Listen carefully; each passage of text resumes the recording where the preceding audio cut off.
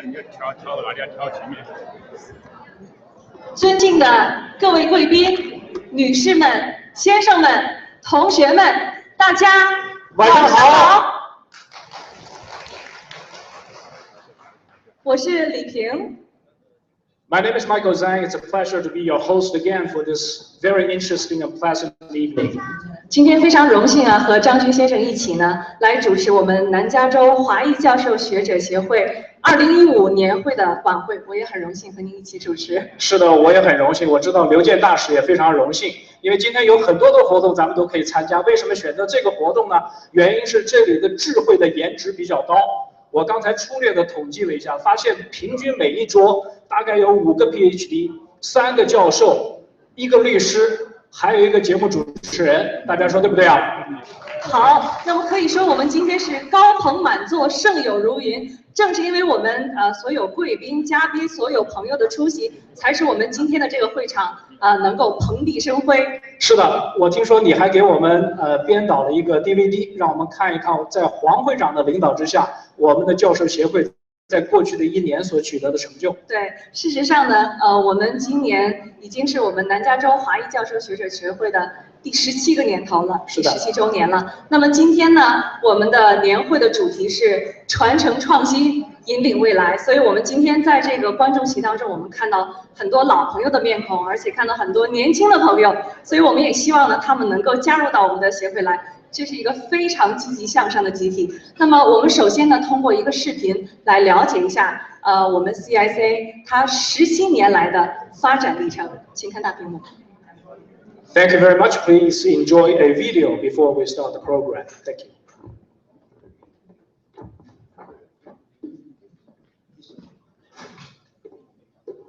岁月如梭。美国南加州华裔教授学者协会从1998年创立到今天，已经走过了17个春秋。目前协会会员遍及南加州，这里汇聚了科技、文化、教育、医疗等各界的精英和领军人物，可谓俊才星驰，群英荟萃。我们有150多个 life member， member 的话大概有300的样子啊。我们一共有30多位这个理事也这个协会服务过啊。这个学会这个发展到今天不容易。黄胜和教授是协会的第8任会长，他所说的30多位理事中，其中很多理事都曾经担任过会长或是副会长的职务，所以新老会长及理事成员之间的经验交流和互帮互助是协会的良好传统，也一直在协会传承着。在众多理事的心里，始终都铭记着协会的历史和创立宗旨。这个10个人的华裔在美国的话，有5个在加州，可能2到3个在洛杉矶和圣地亚哥，所以这里的人才和那个学术这个交流的活动非常的频繁，所以你看吧，这个就是很自然的事情，就是天时地利人和，所以有人提出，当时不知道谁率先提出这个 idea， 很容易就得到大家响应。我们带一个头把这个资源整合起来。时间倒流在1998年，这一个简单的提议就变成了一颗燃烧的火种，从最初创会的12位华裔专家和教授手中开始传递、延伸，在8任会长和几十位理事的持续推动和不懈努力之下，如今这个非盈利的美国南加州华裔教授学者协会已经发展成为南加州地区颇具影响力的华裔精英团体。自1998年以来，协会与加州理工学院、加州大学洛杉矶分校、南加大及加州州立大学多所分校，以及美国主流社会的专业学术团体、著名专家都保持了良好的交流和互动。协会协同会员和各个合作机构和兄弟社团共享学术资讯，积极推动科技、文化和学术交流，协会的影响力日益扩大。地震方面的专家，生物医学方面的专家，有这个尤其是电脑方面的高科技的专家，各种各样的人才都有。大家如果是共同努力的话，大家会觉得这个平台是非常非常受益于这个我们所有的会的。信息就是力量，信息就是资源就是财富。所以呢，在这个大家庭里面说，我是觉得就是我们是共同生长，共同成长。在协会历届年会的学术研讨和科普论坛中，曾邀请到的主题演讲者包括诺贝尔奖得主巴尔的摩、美国工程学院、科学院、医学科学院3位院士钱旭、美国人类生态科学院及科学促进会院院士普利高金金奖获得者李百列，来自美国国家工程学院的谢明和何志明2位院士等科技文化及学术界的泰斗级人物。他们的鼎力相助，使协会在南加州华裔学术界的影响力再攀高峰。与此同时，协会与北大校友会、清华校友会、交大校友会、复旦校友会、旅美科协和香港大学校友会等兄弟社团进一步加强合作，多角度互动，并在多项活动中得到了中华人民共和国驻洛杉矶总领馆的扶持。一系列的年会、讲座、聚会、推介会和春节团拜等活动，参加人数多达1000人，从而为在美从事科技文化和教育的华裔专家学者们搭建了增进友谊和交流学术的平台。很多会员，松竹梅校友会的会员也是他从事教授，他也是教授协会会员。这几年一直看来，就是教授协会呢，实际上是规模越来越大，就是它影响也是越来越强。就是我们跟教师协会合作的一个方向，就是说提高我们的子弟，就是在校大学生或者刚毕业的学生，提高他们在职业发展的方向，或者是刚毕业以后你怎么在你的找工作呀，或者这样的一些领域，我们有些可以有更多的合作。教授学者协会呢，我们合作了已经好多年了。那么教授学者协会它的学术水平高啊这个特点，那我们南加州科工学会呢，它的技术含量很高，所以两者结合在一起。必然呢就会带来很大的一个影响力。学术年刊是美国南加州华裔教授学者协会的另一个亮点，影响力与日俱增。截至2015年，协会已经成功出版11期学术年刊，有5200份发行到美国、中国两岸3地及其他世界主要发达国家的教授、各行各业的专家学者以及政府官员手中。学术展览其实质量很高的啊，我自己本人呢也曾经提交过论文，在上面发表过。我们这个刊物里主要是面对我们协会的会员，给他们搭建一个平台，让他们能交流他们的学术成就。现在这个刊物里对国内也有很多的一些影响，所以你要看过这个刊物里，你就会知道，在刊物里面还有中文和英文，所以我们也可以骄傲地说，我们是搭建了一个联系中美学术交流的平台。搭建中美科技、文化、学术交流的平台，不是一个口号，而是一个承诺，更是一个有效的实践活动。从1998年协会创立开始，理事们和会员们都在积极践行着这句承诺。协会派代表相继参与2015海外学人龙江行活动、2014海外高新科技及高端人才洽谈会、2010世博会筹备会、中华学人与21世纪上海发展国际研讨会、广州留交会、春晖计划新疆行、海外华侨华人专业协会会长联席会，以及国务院侨办和欧美同学会举办的一系列活动。2008年汶川地震之后，除了为灾区积极募款之外，协会在第一时间组建了专家小组，奔赴第一线救援。就包括有心理辅导的，有搞做就是地下水的、污染的免疫的当然我是做地震的，是走在第一线，所以在汶川大地带的话，像我们走了200多公里中国地震局也好，国务院有关部门也好，也采纳了我们这些意见所以他们对我们是非常重视。所以到今天为止的话，我们的汶川地震以后的话，我们基本上每年跟四川省的话都有互动。身居美国的专家、学者和教授，把新的概念、信息和技术成果，通过访问、讲学等多种方式推荐给祖国，和国务院、中国科学院、科技部及各级政府频繁互动和交流，为支援祖国的建设献计献策。但是我们呢，身在美国的话，还是心系祖国，就国家有需求，国家有什么事情需要我们的话，我们是全力以赴，也是责无旁贷要做的事情。立足洛杉矶，覆盖南加，放眼全美，心系祖国。美国南加州华裔教授学者协会从创立、成长再到稳步发展，8任会长和30多位理事倾力付出，在做好自己全职工作的同时，利用业余时间发挥专长，志愿为协会和会员服务。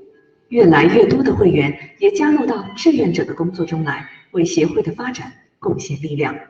当时我们也是刚来美国没多久，后来慢慢知道这个是一个义工工作，大家付出的蛮多，然后业余时间喜欢做些网络，然后就觉得可能能为大家做点什么。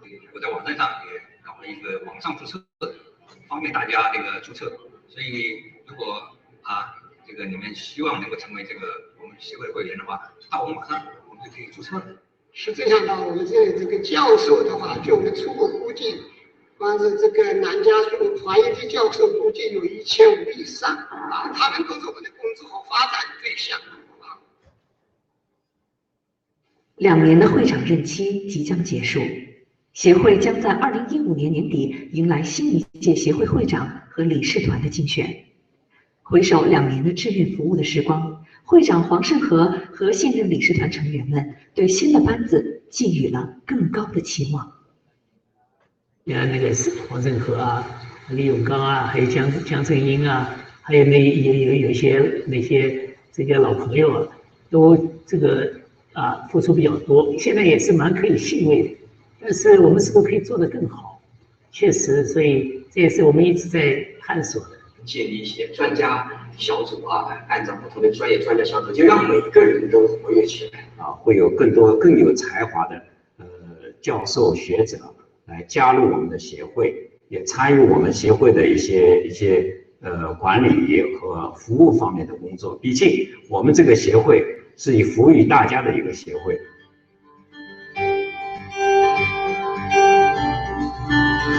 学会还是年轻的，还是在发展。我非常喜欢这个品牌，我也热爱这个教授学会。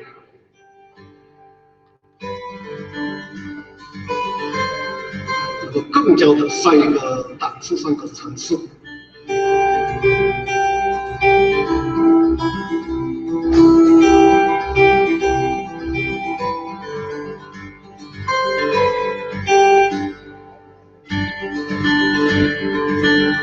CIC 继续加油！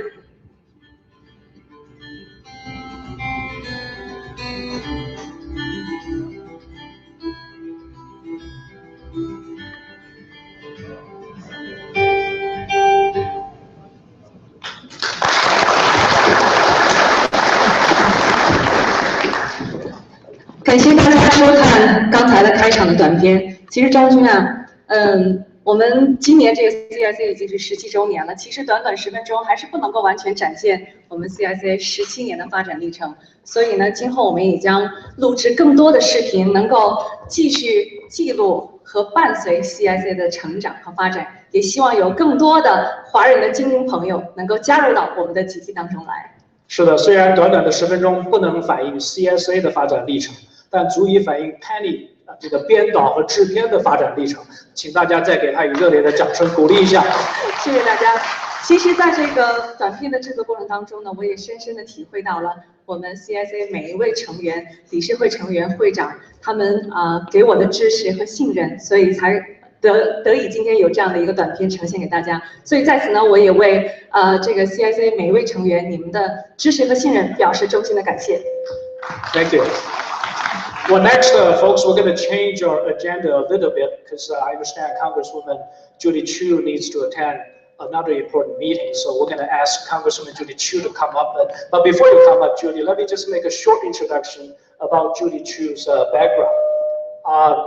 Not too many of you probably know that Judy was a professor of psychology before she joined the public service. And she has been a great fighter and supporter of education, especially for minority education.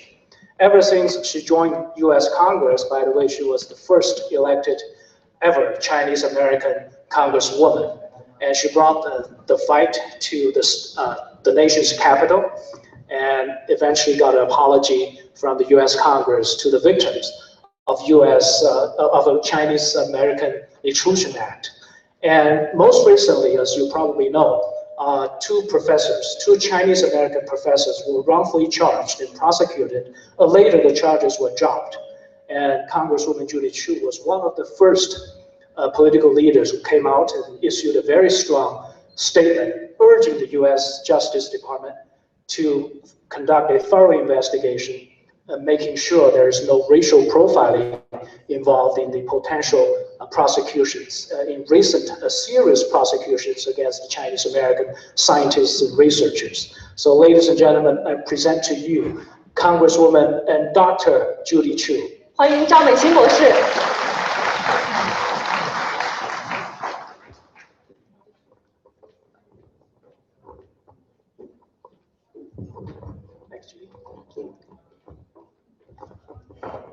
Thank you, Michael, for that very generous introduction. It is so wonderful to be here with the Chinese Scholars Association. I'm delighted to be here and so impressed by your organization, which has been here since 1998, and you've brought the professors of the major universities of Southern California to collaborate and to share knowledge. And in fact, I can just see from the talks that you gave, even just today, that you have indeed gathered the best minds of Southern California. And it is really great when you do so, because collaboration can only benefit everybody. And in fact, large research universities are pooling data with their counterparts, even on the other side of the world, and making advances in everything from astrophysics to geological studies. And so with all your work, you are bringing us closer to understanding the world around us. I also want to tell you that I am chair of the Congressional Asian Pacific American Caucus, and I am concerned about the rising number of cases of Chinese American scientists that have been wrongfully charged with alleged espionage.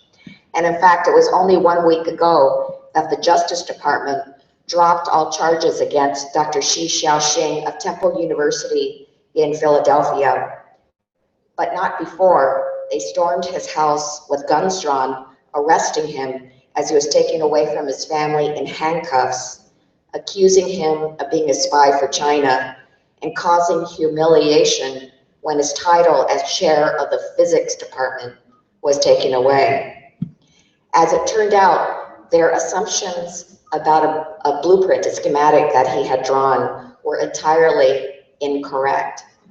Now, what is really alarming, that this is only months after charges against another Chinese American scientist, Sherry Chen, a hydrologist who worked at NOAA, the National Atmospheric Agency, which does our national weather forecasting. I met with Dr. Shi and Sherry Chen just a few days ago in Washington, D.C. And I have to tell you, I was very, very shocked by what happened to them.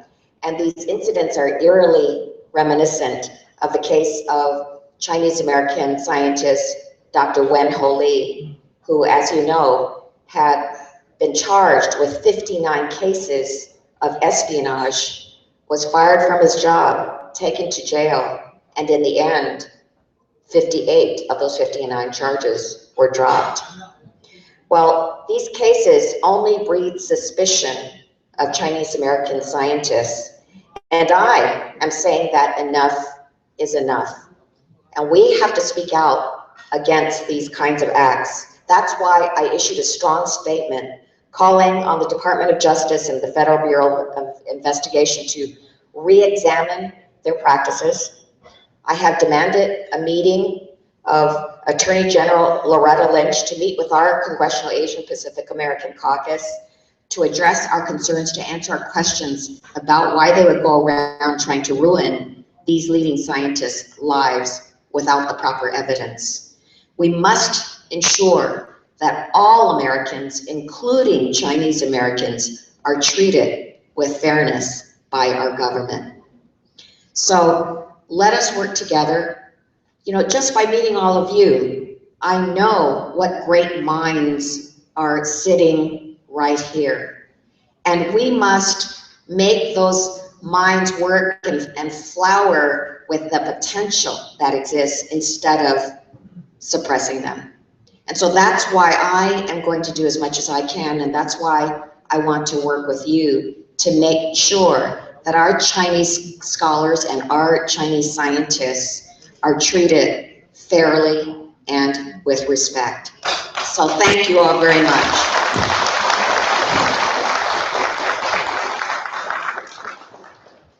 And I would like to present a certificate of recognition to your president.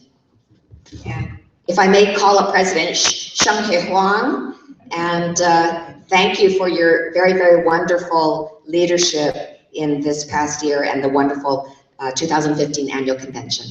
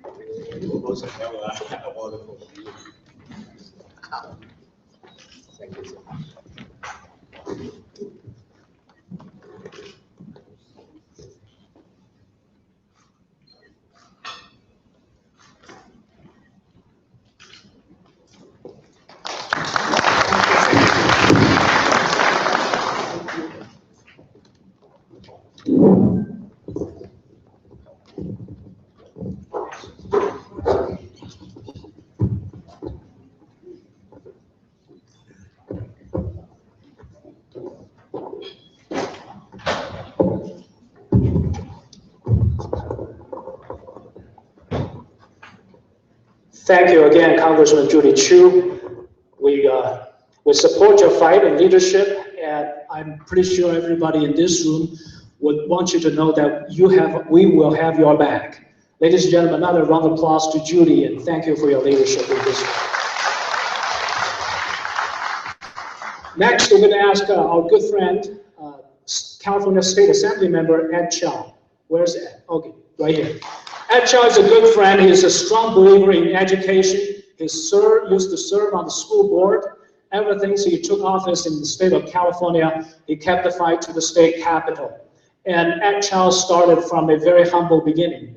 He used to work in a restaurant while he finished his schooling of engineering, and then later went on to become a lawyer. I'm very fortunate that he decided to leave the legal practice. One last competition for me. But Assembly Member Ed Chow is a great friend of this association. Please give him a big round of applause. Well, thank you very much, Michael, for that introduction, and thank you for making the scheduling accommodation. Both Judy and I have at least 2 more events to hit tonight, so thank you very much for allowing us to speak ahead of the president and also Ambassador Liu Jian. So thank you very much. It is truly an honor for me to be here amongst scholars, scientists, engineers, and professors. You know, as a former IBM engineer myself, I have a lot of respect for all of you, and I am very appreciative of all you do day in and day out, not only in terms of the contributions that you have made to the society as a whole, but also the fact that you have been training and educating the next generation of movers and shakers, that maybe the next generation of the Nobel Prize laureates, you know, amongst all of your students, for example. In fact, we have seen a few of them in the most recent decades. The most recent of whom was Dr. Stephen Chu, who was a Nobel Prize winner in physics, as you all know, and who subsequently became the Energy Secretary for the United States of America. And as you know, Chinese American is one of the fastest growing groups in the country. And you know, at the last count, we have about 4 million Chinese Americans in the country. and many of whom have a tendency or a proclivity to study science and technology, and that's all good. That's great. So, I was one of them, as I mentioned before I became an assembly member. I was IBM engineer, and then I worked for Unisys for a couple of years as a systems programmer before I became a lawyer. And currently, I chair the Select Committee on Emerging Technologies. One of the things that we'll be working on is in the Internet of Things, which is going to come very soon. And we're going to be looking at AI, artificial intelligence. And for the past 2 years, I also was the committee chair for privacy. We have been able to host informational hearing on various topics, for example, drones, mobile applications, cloud technologies, and student privacy and the like.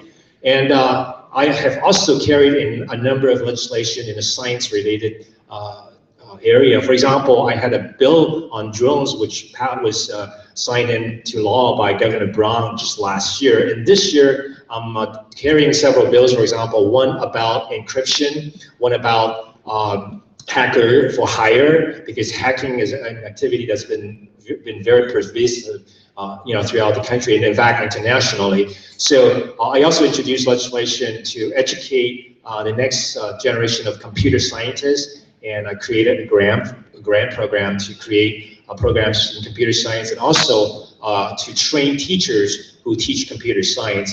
And we're going to continue doing that until we get somewhere, until we train the next generation of scientists. So I want to conclude by thanking all of you for what you do day in and day out. Regardless of the area that you practice in or you teach in, whether you are working on a cure for cancer, or you're working on the next generation of robots, or you're working on the plug-in emission-free or pollution-free electric vehicles, or whatever it is, water. I think we've heard about water recycling and salination, for example. So whatever the area you are working on, my hat's off to you. So because of your effort, you brighten our future. So your work is extremely, extremely important. So I want to say thank you. I want to salute all of you. And like Judy, I also want to recognize the association and Dr. Huang, Professor Huang, for your leadership, as well as all of your board of directors and members. So at this time, I'd like to ask Professor Huang to come on up to accept the certificate. And also I have one for the organization as well. And I understand that Dr. Huang, Professor Huang, you are at my alma mater, and that's USC,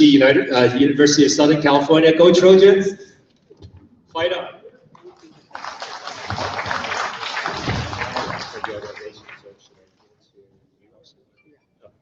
And then you can take a picture.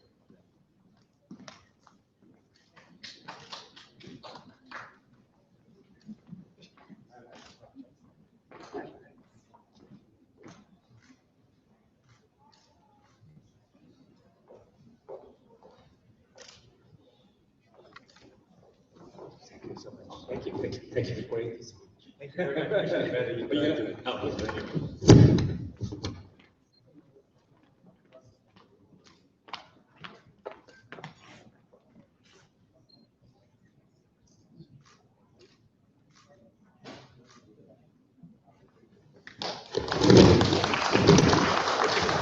最后祝贺大家中秋节快乐。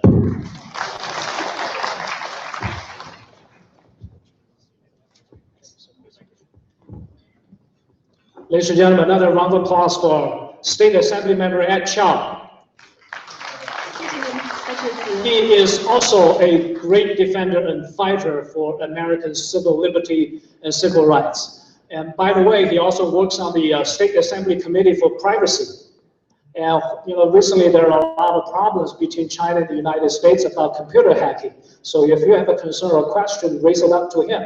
If you need scientific funding, please also go and talk to him. I know you need money to do your research, so make sure you talk to him and get his business card. Thank you so much. 接下来我们要介绍的是黄胜和会长。在座的大家呢，应该是都知道黄胜和会长了。在他的任期过程当中呢，在他的领导下呢，我们 CIC 也取得了很多的成就，也做了很多的活动。大家都知道呢，黄胜和教授呢是 UNC 的教授，那么他是研究这个传染病的这个专家，在这个领域颇有建树。那么在这个任期会长期间呢，他可能也有很多感触。那么今天呢，在座的各位又光临我们今天的年会，我想他也有很多话想要跟我们大家说吧。是的，我知道黄教授研究很多儿童病方面的这个研究，都是世界领先的。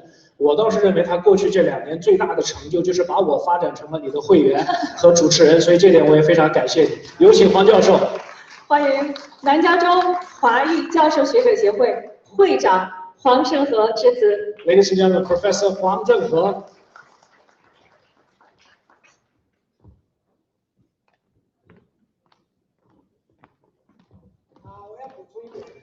还有一个最大的贡献，我是把礼评发展成我们的会员，又成为主持人。谢谢你的补充。这么一个很强的主持人，我们的会开得更好。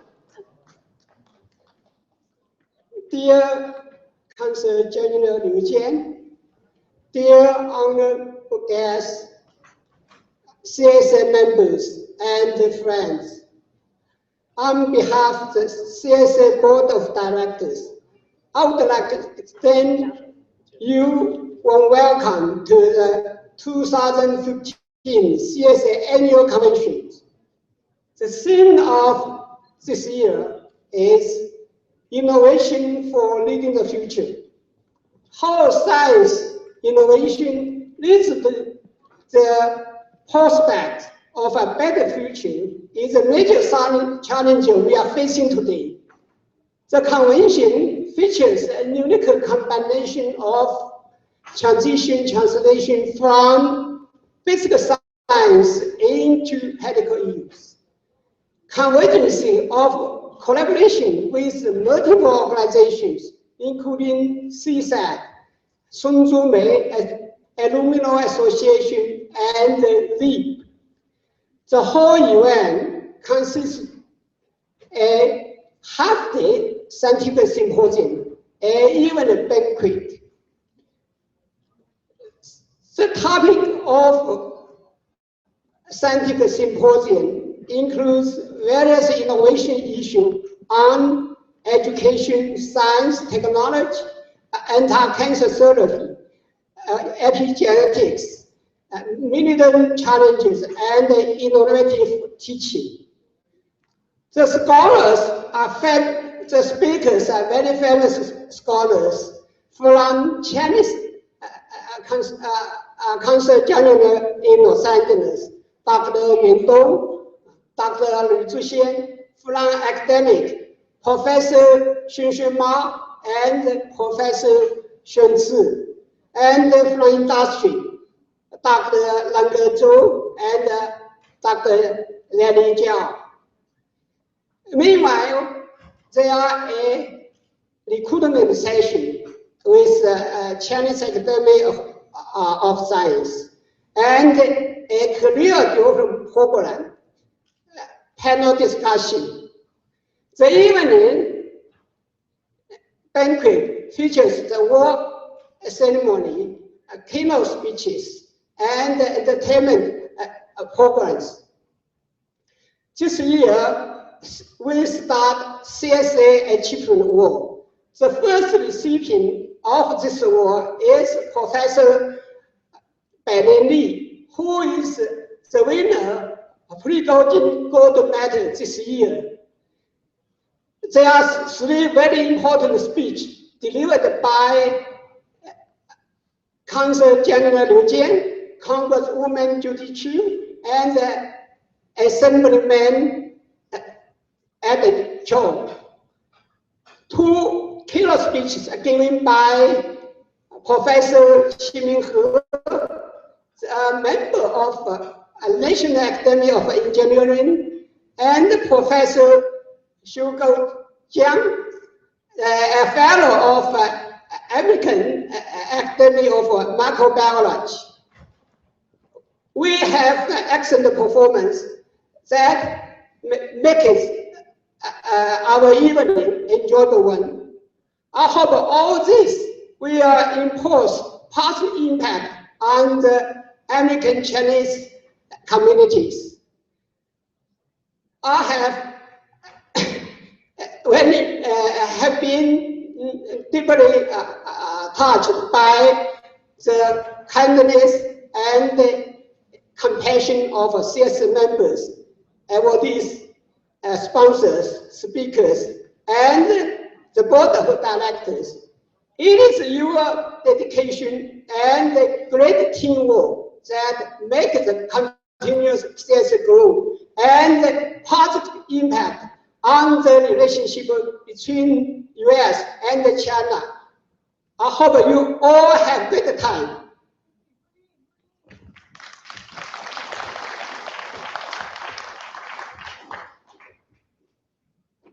感谢黄会长的深情致辞啊。那其实张局你也注意到了，今天我们的会场呢是华人各界的精英汇聚一堂，而且我们请到了特别重要的贵宾和嘉宾们。是的，不过呢，在请这个厉教授上来介绍之前，我还是要希望在座的每一个人给黄胜和会长过去2年的服务以热烈的掌声。黄会长您辛苦了，你是我们 CIC 的主心骨。由于你这2年担任会长，世界儿童传染病的研究都滞后了很多呀，所以现在您可以专心潜心您的研究了。谢谢你的服务，谢谢您对 CIC 的贡献和服务。那么下面呢，我们就有请南加州华裔教授学者协会的副会长厉永刚教授对今天的嘉宾做一一的介绍。有请。刚才听厉教授说，今天都来了很多的 VIP， 他们很多人的名字都是如雷贯耳，甚至提到他们的名字都有可能造成一场地震。好，刚才我让厉教授预测了一下，还好未来3个小时暂时没有地震，请大家放心。请大家尽情欣赏我们的晚会。是啊，谢谢。我就终于报下名了，是吧？我们今天那个也是高朋满座，精英蕴结啊。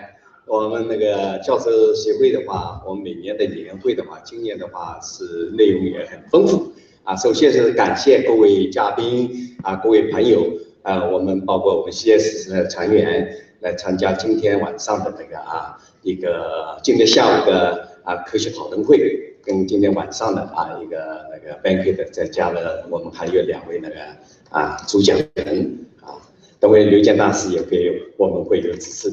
那么今天那个刚才2位联邦参议员跟那个张参议员都已经精彩发言过了。那么今天在座的我们的主要贵宾就是中华人民共和国驻美国洛杉矶总领馆刘健大使，我们表示欢迎。Consul General Liu Jian, the PRC translated in Los Angeles. 下一位的话，我们介绍的是美国国家工程研究院工程院美国国家工程院何志明院士。何院士也是 UCI 的基础教授。曾经担任那个 UCI 的副校长，主管那个科技发展。今天等会有一个 key 那个 speak。那么下一位是美国微生物科学院院士高守江教授，高教授。这是我们今天的第2个那个keynote speak。那么下面的话，我们还有一些那个兄弟社团来参加的我先介绍一下那个我们 LA18的那个主播周丽女士。那个周丽女士呢，也是我们华语中间的应该是首位的资深的主持人跟制作人，大家是非常熟悉的18台的那个主播。今天呢，她也代表我们教授协会的叫 CSA 的 Achievement 的那个得奖人李百莲教授，李百莲教授的夫人太太来领奖设奖，谢谢这位女士。下面我们再介绍一位是那个严冬川章，教育川章大家都非常熟悉。我们华裔教授协会多年来受到那个总领馆的那个支持通过那个教育组，通过那个科技组给我们大力支持，包括今天晚上的今天下午的那个我们这个程序我们再次表示感谢。那个下一位是中国驻洛杉矶美国洛杉矶总领馆科技组组长吕先子参战，表示感谢。所以在那个今天下午的呢 talk 中间，2位参战给了我们非常精彩的非常有指导性的包括呢介绍了一下国内的怎么样人才的引进交流这些政治性的所以我们受益匪浅我们表示再次衷心感谢。今天还有我们参加我们今天协会的浙江大学的是驻洛杉矶代表丁玲代表在吗？丁玲丁玲。再有我们是那个大家很熟悉，今天是我们的那个 co-sponsor 一起那个办这个活动的，是美国南加州科工学会应届的会长荣耀会长在荣耀。今天科工会的那个老会长刘登台博士也在刘会长是现在的理事长。下一位是严丽萍，大家是非常熟悉的我们严会长是跟我们是长期合作伙伴去年我们还一起组团到国内那个到四川到其他好几个省去那个去包括江苏有个那个就人才的交流会我们是兄弟那个团队一起过去，谢谢严会长。那下一位是职业发展论坛叫 LEAP 那 Dr. 何玉桃，所以今天下午那个我们有一个 panel discussion 主持人再有我下一位的介绍下是中美姐妹友好城市协会殷志勇会长，殷会长，谢谢谢谢殷会长还邀请我去做过一个地震报告，表示感谢下面我介绍一下那个就是松竹梅代表今天晚上的话，松竹梅来了不少我们的战友，或者可以说是年轻战友我们一起在一个战线上面，同一起跑线上虽然年龄有差池，但我们基本上我们的目标是一致的今天中午松竹梅有一个那个有个工作会议，就是11月8号马上就有一个松竹梅的那个一个大的活动我们协会跟协会之间是相互支持的不管是在大学里当教授，或者是在公司里面做主管，或者有些很多今天来的大概有不少是在学的研究生，所以下午的那个2个 session 是他们得益匪浅是怎么样找工作毕业以后是回国交流或者回国那个服务这些方面都是非常有启发性的今天松竹梅在场的有那个青年清华大学校友会会长卢成宇卢会长，现在是清华大学的校友会理事长。那么英文会长今天也在，是黄宗飞会长，谢谢下一位是北大校友会的刘玉发会长，副会长徐雷教授，谢谢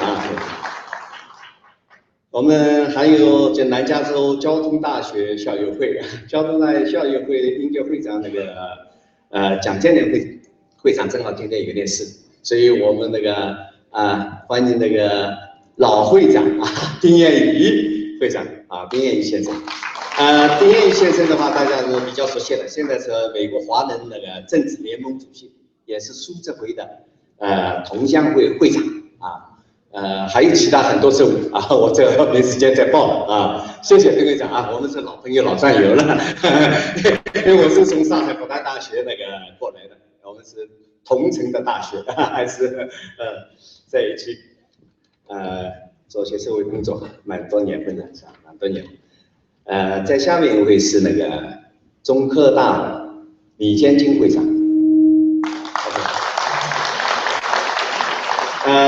李会长的话，现在今天又有一个状态在那边，是平安保险啊。以后有什么那个你们需要啊，要保平安的话，就找我们那个李会长，李会长，谢谢您支持啊，也是我们一个 financial 的那个donation 给我们那个表示感谢。再下面就是复旦校友会长，复旦校友会的话呢，我是现在还是会长那个，还有我们副会长那个吴仁杰博士啊，博士再下面呢，我们还有那个一些今天下午的那个报告的发言人，刚才那个王会长呢已经都介绍过了，我就跳过去了啊，时间关系。所以我看看还有其他遗漏的话再补充一下，就是刚才登记的啊，因为今天来的我刚才讲的就高不满众，是吧？各个协会的话感谢大家的大力支持啊，来的的确是不少，我有些还是首次见面啊，我这就报一下了，包括那个雅美统络贸易公司总裁司马安国总裁。是老外啊，表示欢迎，他也很热衷于那个中美交流，所以参加我们这个活动。再下一位是 California Institute of Advanced Management Director Jane Roberts， 也是我们美国朋友啊，美国朋友今天也很热情啊，参与我们这个活动。再下一位是因为今天下午的话。medical 的那个 talk 很多是吧？大家都讲了一些中医啊，一些那个专家讲了一些中医。那么还有在具体的在那个现在是考公学上面的那个一些中医公司的话，包括城市中医诊所那个陈永平博士，今天那个也有转台在那个，谢谢啊，这是我们都还是新朋友老朋友今天非常高兴大家能够欢聚一堂我们就是齐心合力把那个就是我们在科技教育，我们今天的主题还是传承创新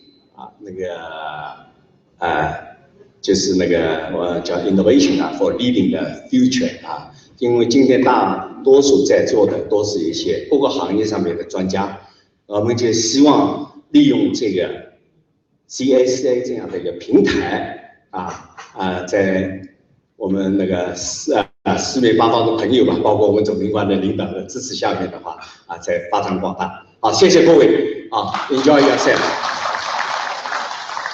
谢谢。谢谢厉教授的致辞。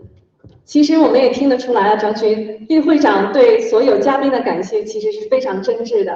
也的确呢，我们 CSA 这么长时间的发展呢，也得到了我们总领馆还有兄弟社团，还有其他华人精英社团呢对我们的帮助。其实和他们的帮助的确是离不开的。是的，所有的人都给了我们很多的支持，尤其是我们听完地震专家的这个介绍以后，我觉得也是时候大家应该买一份保险，你们说呢？那么接下来我们也看到我们的刘健总领事呢，在这个第一桌坐着。那么现在呢，我们隆重的有请中华人民共和国驻洛杉矶总领馆总领事刘健先生致辞。Ladies and gentlemen, present to you Ambassador Liu Jian from the Chinese Consulate.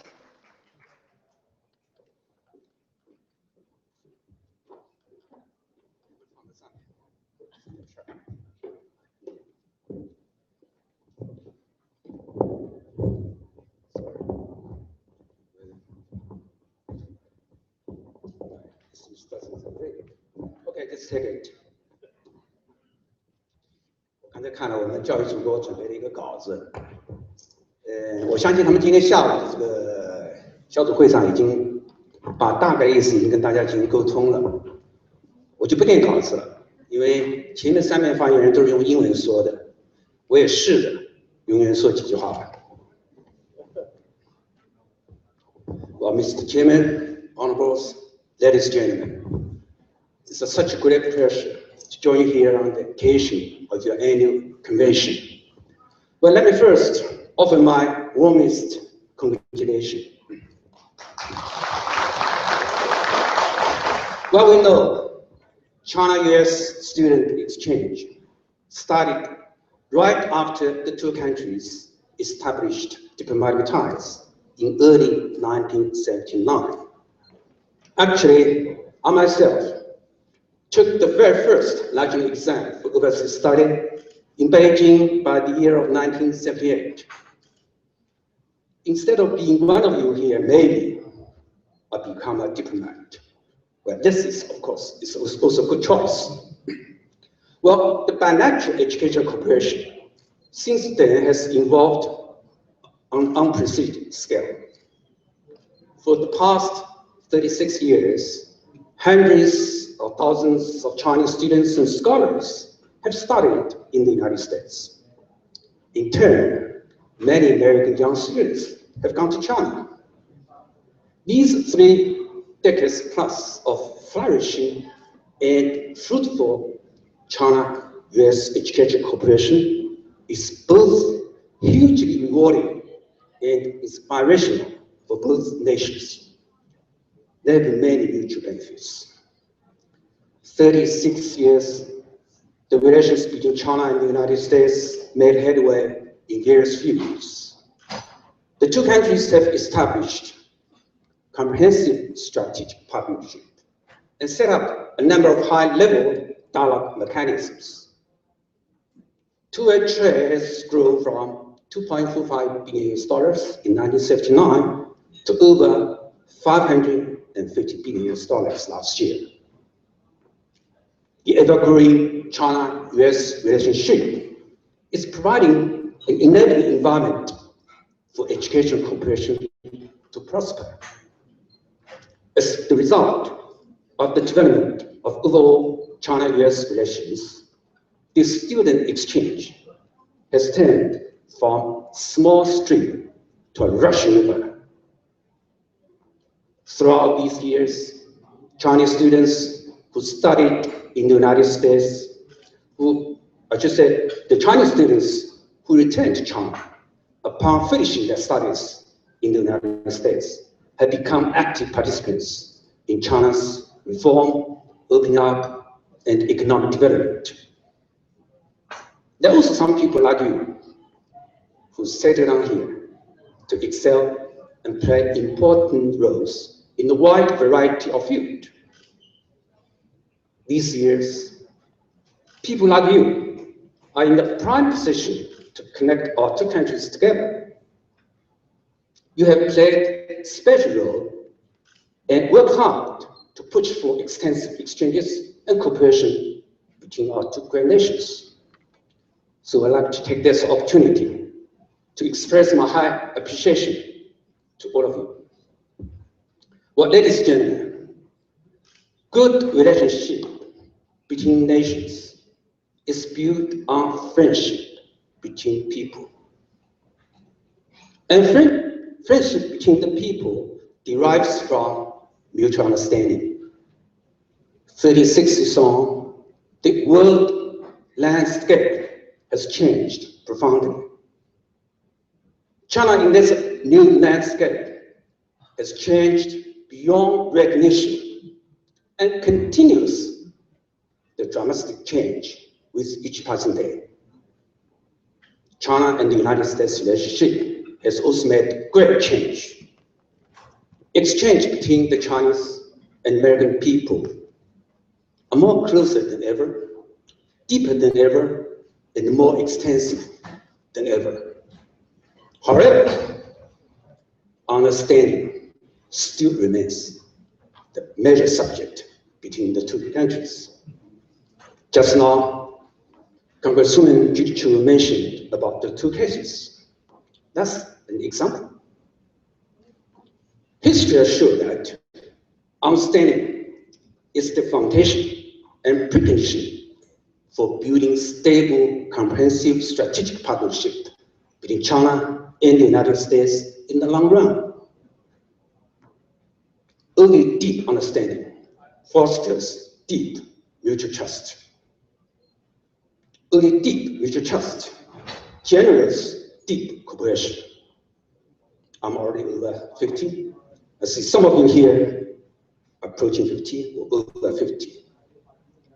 Confucius once said, at 50, I knew the mandate of heaven, 50 知天命. I believe you not only know your mandate, but are fully committed to it. It is the mandate to advance China-US understanding and friendship. It is the mandate to carry out in this new age and with new ideas the lofty course of bridging gaps and strengthening bonds. And it is the mandate to help to build the edifice of China-US understanding and to write a new chapter for better and brighter future of China-US relationship. Well, last but not least, I want to say, I notice your theme of this year's conference, innovation for leading the future. I like it. Innovation is the soul and spirit of national progress. Innovation is the driver of thriving society. A nation without innovative power cannot secure solid footing in this world.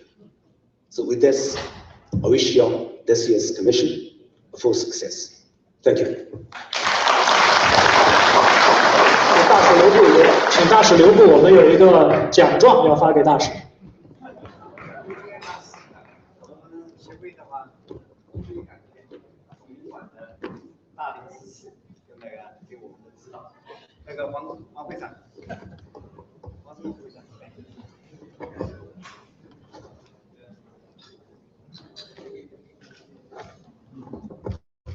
同时呢，我们也请所有的 CSA 的理事，上台跟我们大使，也请我们的袁东参赞、吕参赞和李立群领事一块儿，跟我们所有的全体的人员照一张全家福。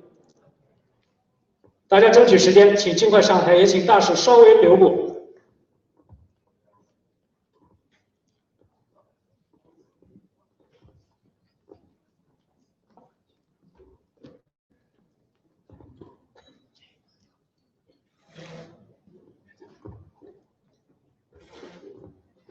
这么多年来呢，我们 CICA 得到了总领馆的大力的支持和协助，特别是这次年会能够取得这样的成功，也跟这个总领馆的支持是分不开的。特别是下午呢，袁参赞和吕参赞也给我们做了学术报告，在座的所有各位呢也都聆听了他们的学术演讲，然后进行了学术交流，大家也都受益匪浅。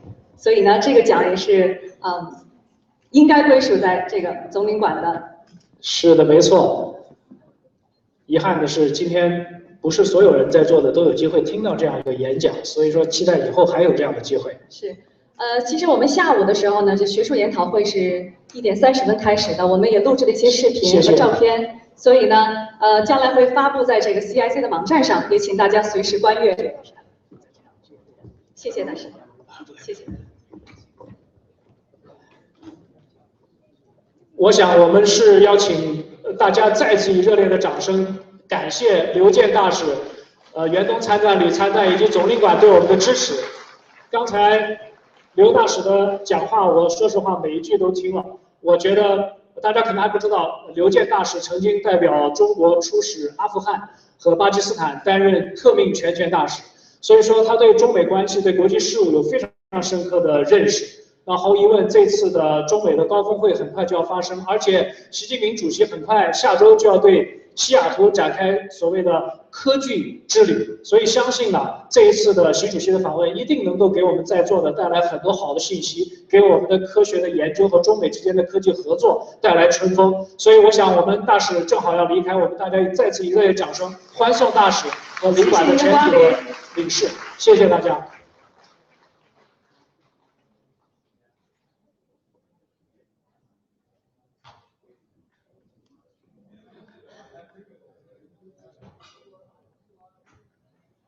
好的，那么接下来呢，我们要向大家隆重介绍一位华人科学家，他的名字呢叫李百炼。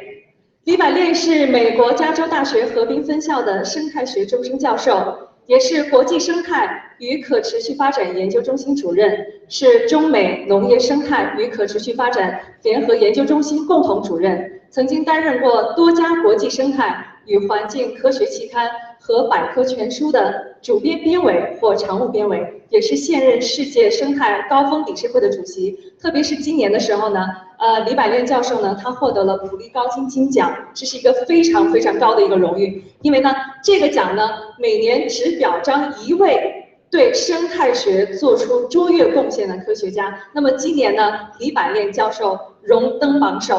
那么他也是头一位来自大陆获此殊荣的美籍华裔科学家，也是全球迄今的第12位获奖人，所以他是我们华人的骄傲，华人的精英啊。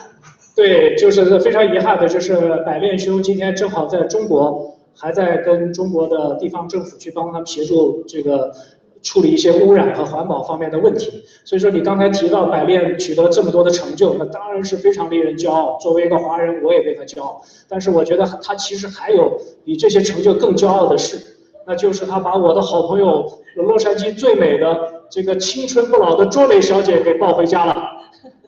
周磊站起来给大家看看。周磊老师呢，是我们 LA18台著名的主持人，可以说在我们洛杉矶地区是家喻户晓了，甚至是更多的地区我们都知道周磊这位著名的主持人，而且他主持的《今日洛城》也是我非常喜爱的一个节目。而且周磊这么多年可以说是青春不老，驻颜有术。所以说，我觉得百炼兄很快可能从环保工程专家会变成美颜工程专家。是怎么有机会把太太搞得这么漂亮，这么多年都没有变化？大家给百炼一些掌声。这个等李百炼教授回来之后，我们当面问他。是的，由于那个百炼今天的获奖特别的重要，所以说我今天来之前我就跟我儿子商量，我说是不是把咱们的2个妈妈都带来，一个是我儿子的亲妈，她坐在那一桌，还有一个是我儿子的干妈，她就是李百炼的老婆。有请周磊小姐来代替百炼说几句话，大家欢迎。周磊小姐。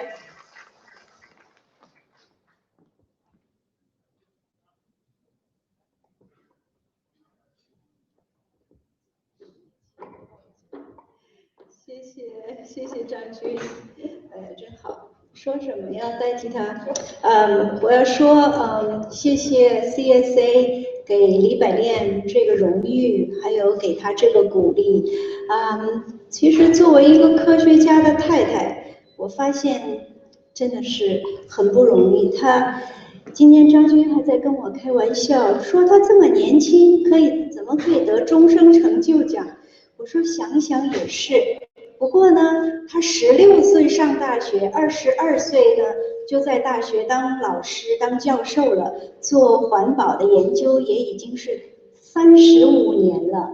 所以呢，而且在家里呢，他真的是每天工作平均这么多年，差不多每天都是工作14、15个小时但是他乐在其中，他最爱他的这个职业，还有他的研究了。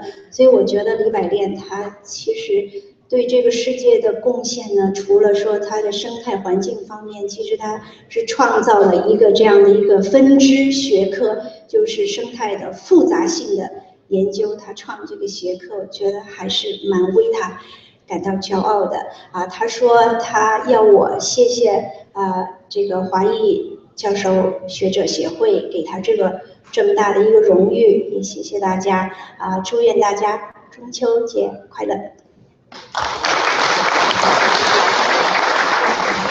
谢谢周磊的发言。哎，你留步还没发奖呢，你怎么讲拿回去？请黄会长也到台前来。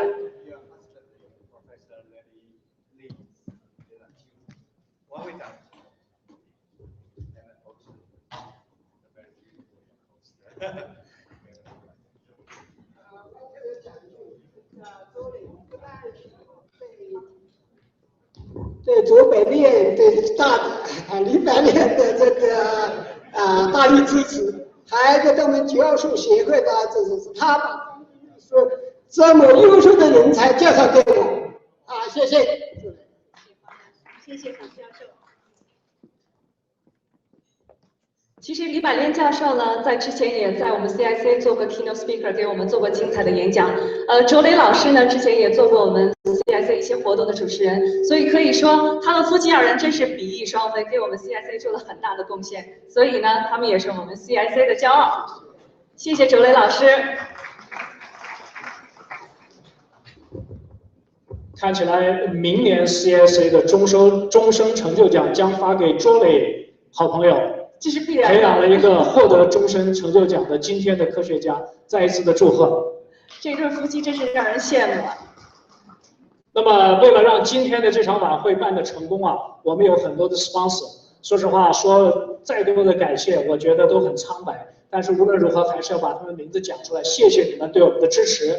我们想提一下中国科学院的空间应用中心，谢谢你们。有代表在现场吗？谢谢。还有浙江大学，有浙江大学的代表吗？谢谢你们对 CIC 年会的大力支持。还有平安保险 ，Andrew Lu 法律事务所，还有 Cell Biologics Incorporated， 还有 American United International Group。还有 MedLife， 谢谢你们，再一次感谢你们的 sponsorship， 谢谢。正是因为你们大力支持，我们的年会才能够取得圆满的成功。是的，我想我们今天讲的已经够多了，是不是可以？大家也都比较饿了，是不是可以宣布？我听说科学家不吃饭也是不行的，是吧？是不是宣布这个咱们的晚宴现在开始，大家先用餐？我们也给大家准备了非常精彩的演出，大家边用餐边看演出。谢谢大家，我们稍后回来。那么首先呢，为大家进行表演的是丹尼斯演奏团，他们呢将为大家表演的曲目有在樱桃树下，还有掌声响起的曲目。欢迎丹尼斯萨克斯演奏团，请大家欣赏。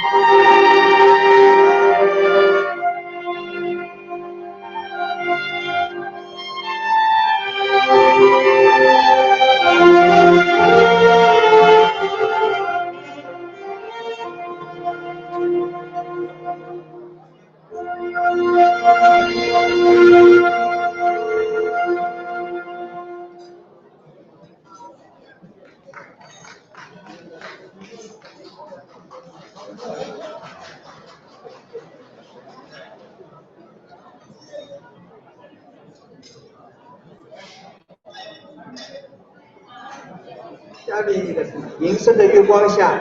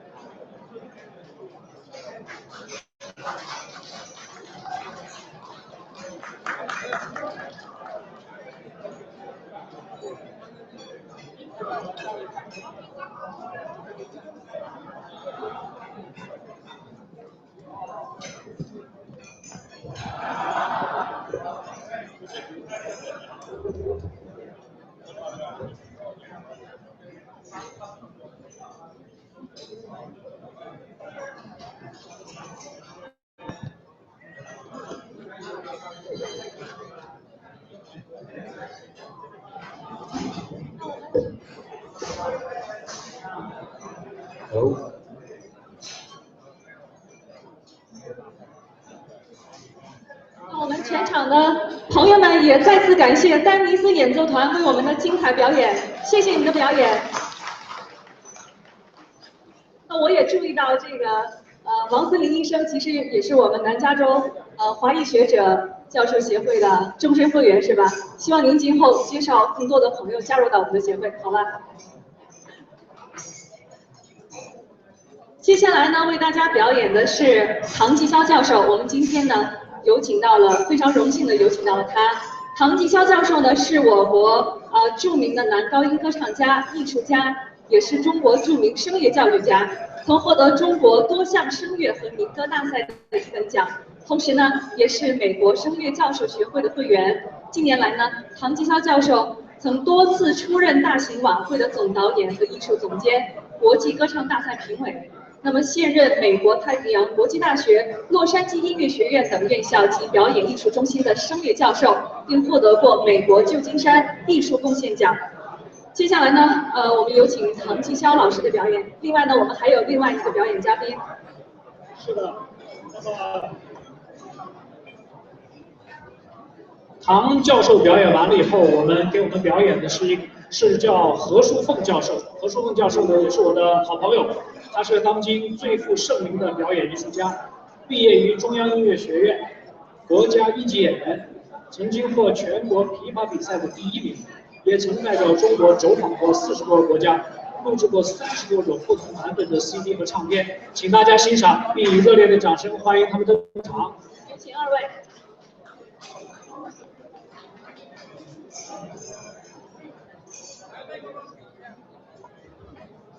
女生的先拿，你先拿，然后这个。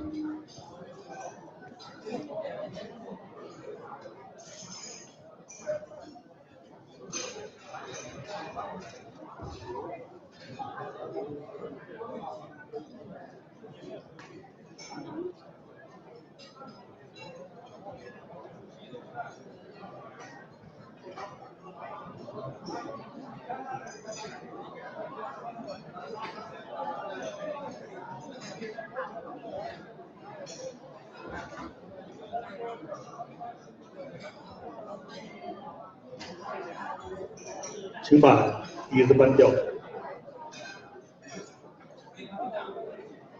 请把椅子搬掉。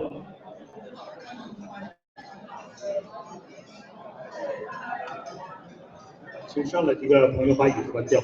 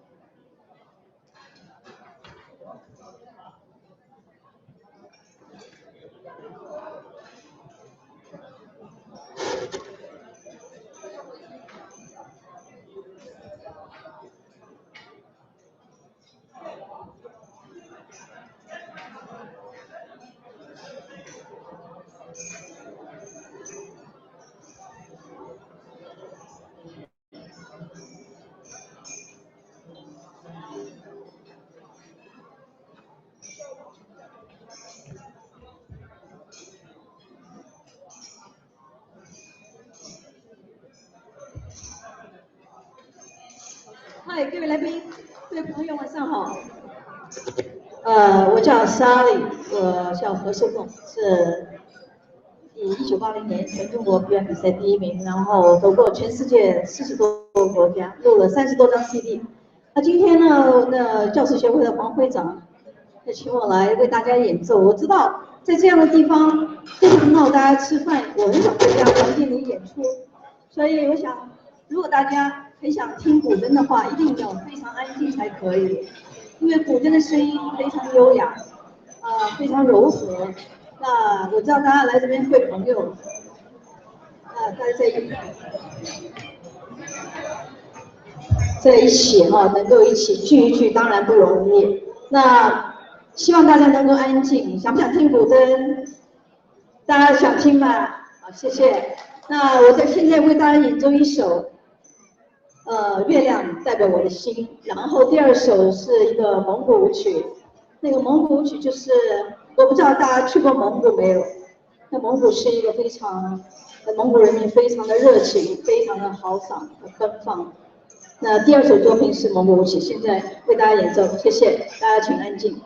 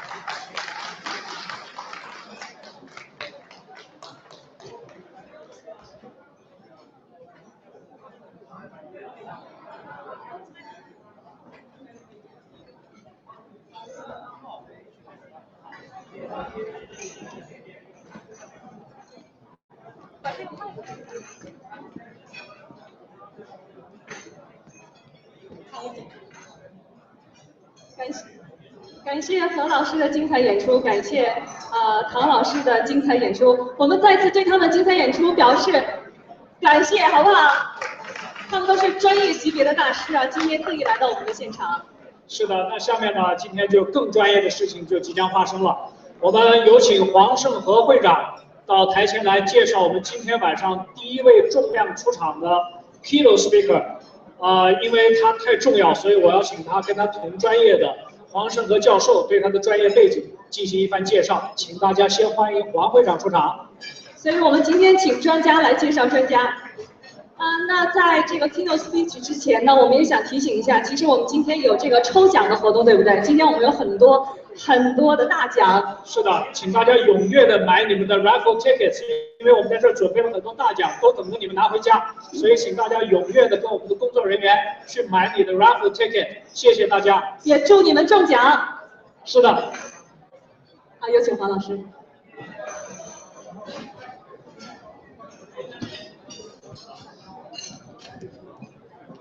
下面我介绍我们的第一位这个重量级的主题演讲者 ，Keynote Speaker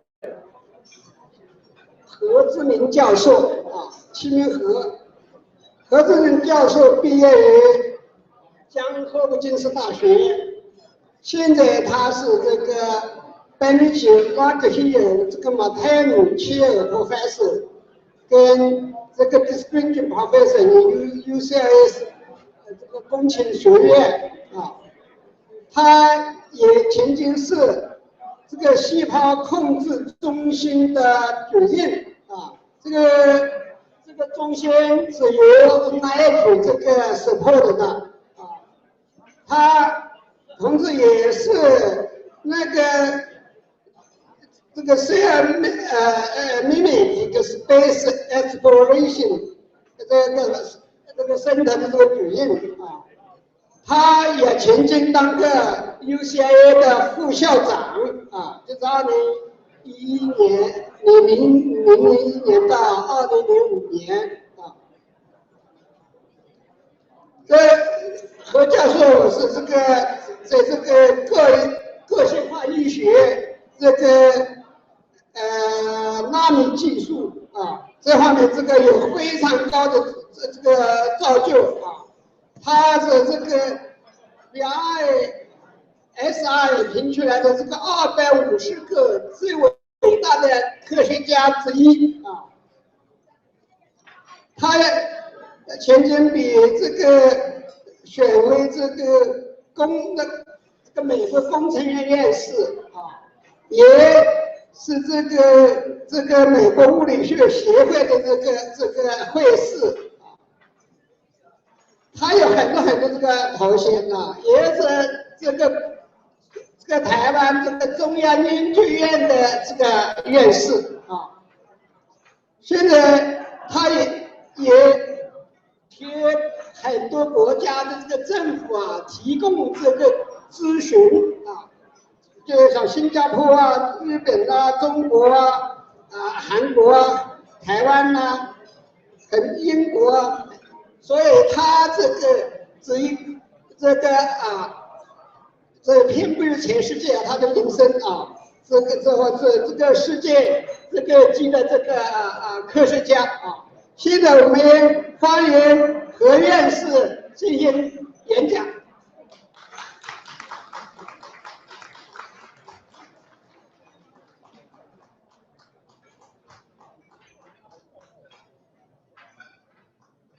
Thank you very much for asking me to attend this very interesting gathering, and also thank you for the nice introduction. I was asked to give that in English, but I think most of us are speaking Chinese, so let me mix up the Chinese and the English. So the title of today's talk is Expeditions Toward Terra Incognita, and basically we'll talk about innovation. 我们谈到 innovation 的话，这个没有办法去，这是个很大的一个方法，实际上是没有法，所以我们要怎么样，在一个没有规矩下面，能够来做到 innovation. That's what I want to discuss today. Next. So let's see the horizontal axis is the year from 1960 all the way to last year. The vertical axis is the GDP of two countries. One is the United States, another one is China. Okay, and China catch up very fast, and the United States after Second World War almost continuously increased dramatically, and there's a reason for that. Next, and you can see that in the 1960s, aerospace engineering and is the major effort. And American leads the aerospace engineering. About 15 years later, solid-state electronics started. And then 15 years later, software also started at United States. Another 15 years, internet become very popular. Everybody in the world, now you have to use internet almost every day. Another 10 or 15 years later, cloud become a major business technology and become a major way to making money. So that's how United States for the last 50, 70 years can always be being a leader of the world. Let's go back. And China, and after the 开放之后, and then grows very, very fast. And the major technology is manufacturing. Okay, and so America is growing the GDP by innovation, and China is growing the GDP by manufacturing. Innovation is extremely important. And let's see next slide. You must remember everybody using iPhone now.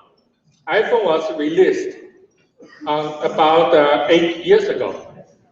And before iPhone, everyone, including myself, used BlackBerry. Before that, we used Nokia. After iPhone showed up in the market, and everything changed. Next. Just see the stock price. 2008, Nokia stock price is $38, and the BlackBerry is $150, and the Apple is $175. Few years later, nobody using Nokia, nobody using BlackBerry anymore. And you can see the price drop to $3, $12, and $640. Now, someone acquired Nokia, and the BlackBerry is still maybe under Chapter 11. And iPhone, I think the stock price goes to about 1,000. So when there's a new innovation come out, and that company or that country will take over everything. 只有老大没有老二 ，OK？ 只有老大可以来 dominate 这个 world， 这是非常显明的一个例子。Next, please. So, for a country, for business, or even for a researcher like we are, we have to be able to innovate. We have to continuously innovate. So, when we talk about innovation, the problem is terra incognita. We even don't know the direction. We don't know anything about that. How do we move toward that, and how will we be successful? And that we need innovation. And innovation, there's no way we can be trained to be an innovator. So, what is innovation? Innovation, nobody has any idea what it is until invented. 在 iPhone 出来之前，我相信没有一个人会知道 iPhone 是怎么一回事。Nobody will think about iPhone looks like that without a keyboard. As myself, when iPhone come out, my first concern is can I really type on the smooth surface? And so it's not easy to be accepted. But after we use that, you love it, and then you use it every day. And everybody credit that to Jobs. I'm sure when Jobs tried to sell the idea in Apple, he must have a lot of difficulties.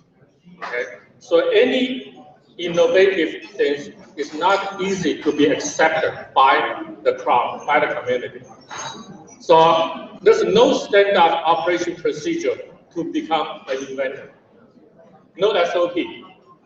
Inventor just have to come out with crazy ideas and improve his crazy ideas right. He can convince the people to follow him, and something come out, and that become and will change the world. You cannot train an inventor. Okay, there's no inventor can be trained, and just someone he has a special talent, and he's able to come up with ideas and to make everybody believe and benefit everyone. Inventors need to be adaptively cultivated. Yes, you cannot train an inventor, but you have to create an environment. You have to create a 在中文里面讲土壤，说一个政府、一个学校或者一个 education system has to be able to provide adaptively cultivate the environment for the people, for the kind of people can use his talent and to benefit the mankind. Next, please. Okay, so we just see the GDP compared with China and and the US. Now let's compare China with another country, Japan. Okay, Japan, look at the GDP come up, grow very, very fast, become one of the major economic power until about 1990, and then become flattened. First, we talk about Japan has lost 10 years. No, Japan has lost 25 years, and Japan will continue to lose in this kind of stagnant economy. And I will tell you why is that. And look, the China GDP at about 1910 and the crossover and become the second largest economic identity. And this year is way up there, much, much higher than Japan. So to this year's Chinese GDP is about $10 trillion. US is about $17 trillion. Okay, whether you will be able to catch US, become a major economic power next. So why Japan started to be, one of the reasons is because Chinese manufacturing industry started to pick up and become a competitor. And Japan cannot compete with the cheap labor in China. Okay, and then it doesn't have its innovation power, and that's why it keeps flat. Next. So another question whether China will become flat sometime in the future. And unfortunately, I think the answer will be yes. Next. So why does Japanese economy stagnate? And the reason for that, the obvious reason, people will say most manufacturing industry have low entry levels. So any country has the labor and will be able to get into manufacturing industry. That's why Japan lost to China. Another reason is competition from China. So that's two obvious reasons why China economy becomes stagnant. That's not the real reason. Let's talk about the real reason. Next. The fundamental for Japanese economy becomes stagnant because Japanese style internalization. 日本特色的国际化。If you go to Japan, you understand the Japan society. Japanese is very Japanese, okay? And from outside, it is a developed country, has a lot of economic power. But if you go to the family, go to the education system, it's very, very Japanese. And that's the problem. You cannot internalize still keep Japanese style internalization. And the worst part of that, innovation is not encouraging all levels of education. That's the problem. Okay, especially innovation and imagination.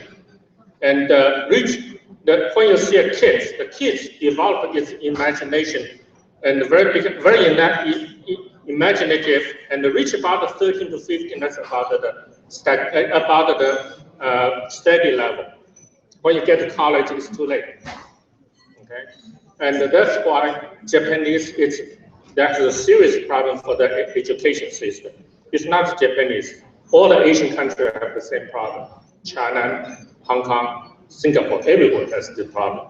And that's why Asian countries so far still cannot compete with the United States. The bureaucratic regulations, very rigid bureaucratic regulations. Everything the government has very, very strict rules for education, for research, and for business, everything. Okay, and the U.S. is different. The U.S. is pretty much free. You can do whatever you can do within the boundary of the law. So that's a real fundamental reason why Japanese economy stagnates. Go to the next. So the last 25 years is a beginning, it's not the end. I don't think Japan will come back very fast. Okay, especially Japan. That's another issue is the population getting old very fast, and the population is not decreasing, and it doesn't accept immigration. Okay, so don't worry about Japan. It will not come back. Next. Don't be happy so fast. Okay. Now the next question. Will Japan follow Japanese step? Yes, it will, if we don't change. Okay, and it's definitely will the economy will go to reach a stagnation. Next, manufacturing industry cannot make China to become a developed country because all the manufacturing is based on cheap labor. Now we already see the problem. A lot of industry from Dongguan, from Shenzhen move to Vietnam, move to Malaysia, or even will move to Africa one day. Okay, so just based on low-level manufacturing will never become a developed country. And the worst situation is not only manufacturing. Next, the fundamental is exactly like Japan. Whenever we talk to the Chinese government, and this is not right, the regulation is not right, and you have to follow the international trend. Always the answer is 这是中国特色的现代化，中国特色的国际化， and that's exactly the same problem as Japan, and the same problem will happen or already happen in China. So if we want to become one part of the international member, we have to be fully internationalized. Okay, it doesn't need to give up our culture. But if you're doing business, you're handling international affairs, follow international rules. The worst part, same thing, in all levels of education. We encourage to remember, to memorize. We never encourage us to be imaginative and to be innovative. Okay, I born in Chongqing, but I grew up in Taiwan. And I can see, I experience all the education system in Taiwan, and now I know very much about the education system in China, in Hong Kong, in Singapore, in everywhere in Asia, and all the same. All the same is you memorize. I remember when I was 8th grade, we started to learn the foreign geology, and we have exams every month. One question asked, in Argentina, what is the number of cattle? How many number of cattle? We have to remember, answer the question to the last digit. And the teachers never encourage us to think about it. When the statistic was taken, maybe 20 years ago, during that 20 years, the cattle never grow, never have new cattle, or never be slaughtered. Okay, we just have to remember to the last digit. And I think that's pretty much the same in all Asian education. If that's the case, and we will not be able to have a young generation engineers or scientists become innovative. The rigid bureaucratic regulations, I think everyone come from educated in China, educated in Taiwan. And if you being a professor there, you're being working in the government or working in the business. And how much regulations, which really make you spend all your day to do some ridiculous things. You waste all your time. Okay. And if you compare this, I copy exactly that from the Japanese way, except from Japan to China. Next. So last few weeks, the stock market dropped dramatically. That's a wake-up call. Okay, the stagnation may come pretty soon. And we have to be able to adapt that and find a way to not fall into that trap. Next. Talk about manufacturing. Let's talk about innovation. Apple sell iPhones roughly about $500. Okay. Parts and assembly is about $179. So Apple make profit of $321. What it gave is innovation, the idea, and all the engineers sit in the beautiful Apple headquarters, and it has a very nice environment, and they work very happily and can make $321 out of $500. Next, manufacturing. Manufacturing is $170. That's how it's distributed in different countries. Okay, let's look China, how much they make. Next, $7. Among $179, Taiwan share is $7. That $7 is not a profit.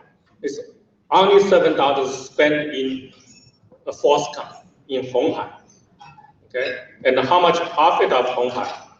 Maybe 5% or 10%.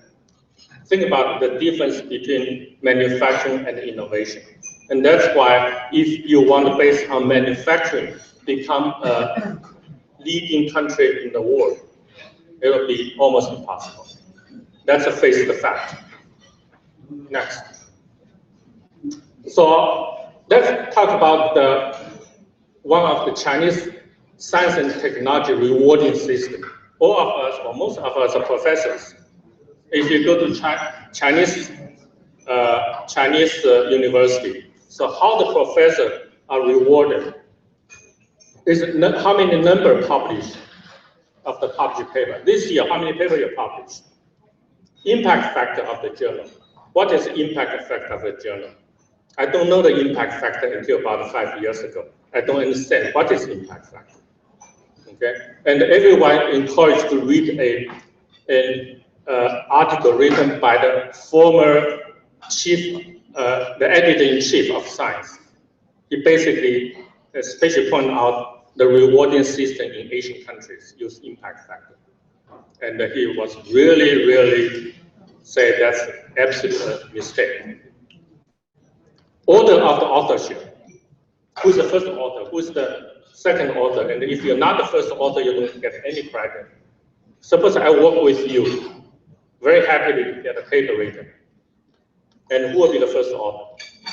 If I take the second author, I will not be promoted, I will not be rewarded, I will get nothing. Then how can we, if we fight for being the first authorship, how can we continue to work together? And there's no interdisciplinary research can be happening in China. And all the interesting things, all the major advances happen at the interdisciplinary research. Okay, it's not 单打独斗的时代. Order of the institute, that's the most ridiculous thing I ever heard. If Beijing Daxue is not the first institute listed on the paper, and the paper, the author doesn't have any credit.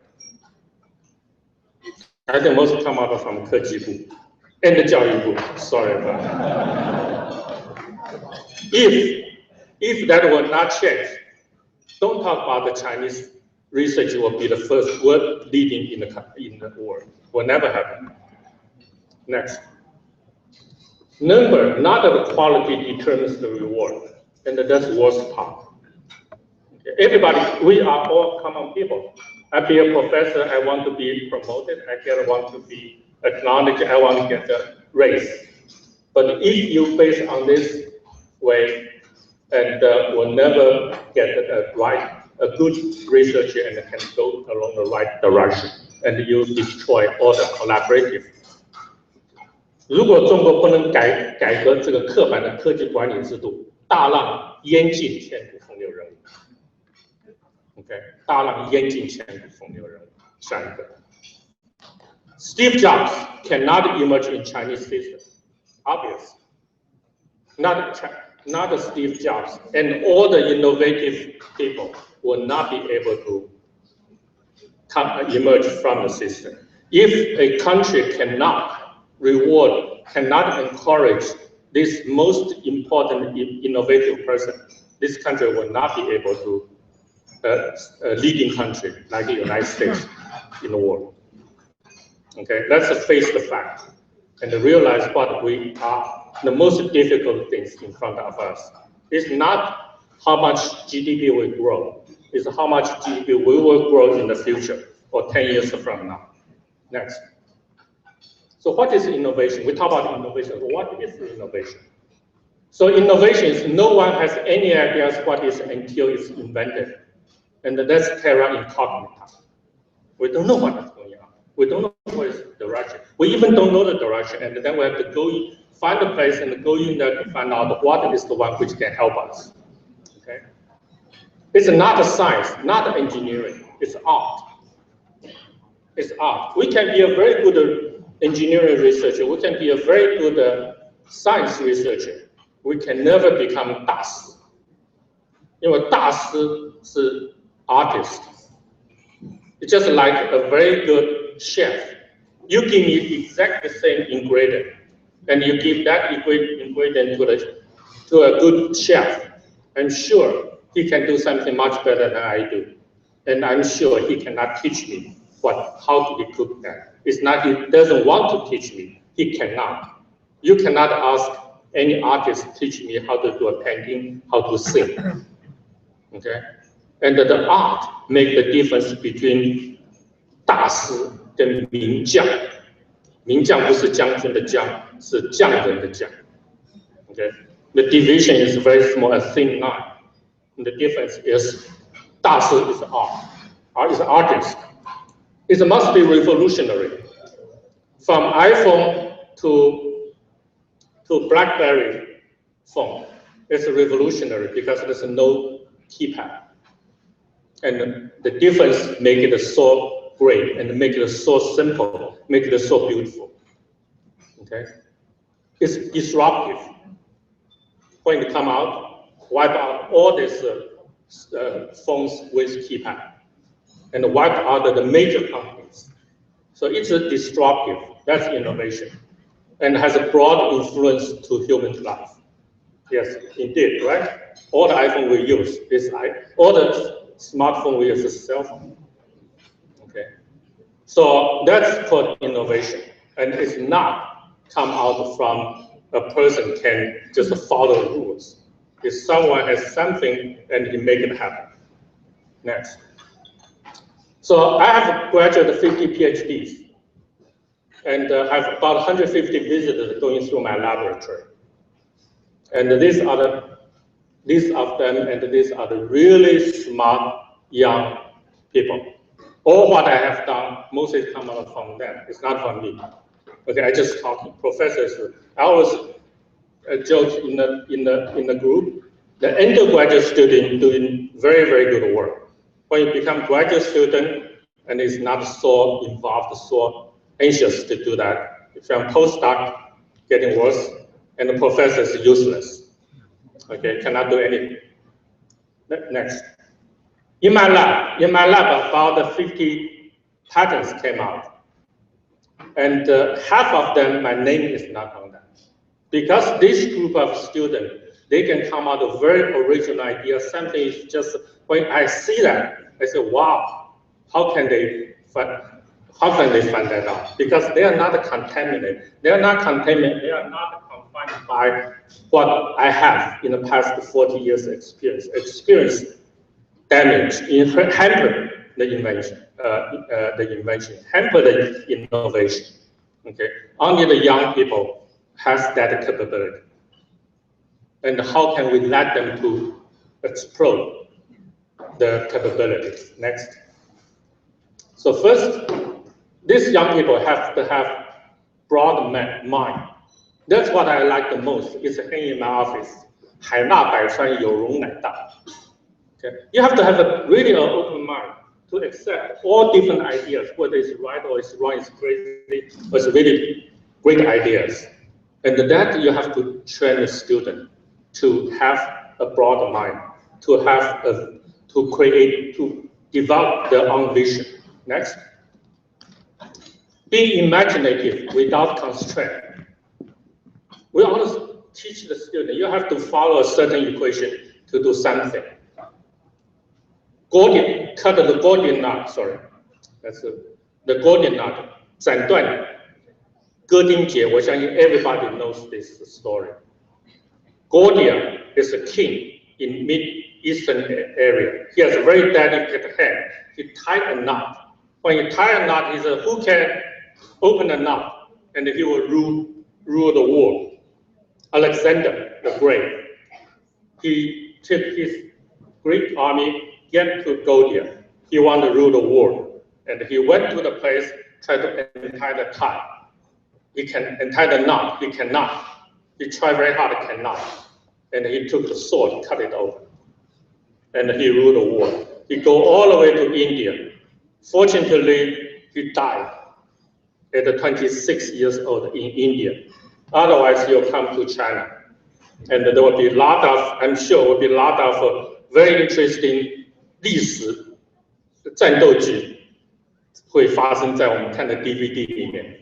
OK， 所以他在24岁还是26岁病死在印第安， then he never get to China.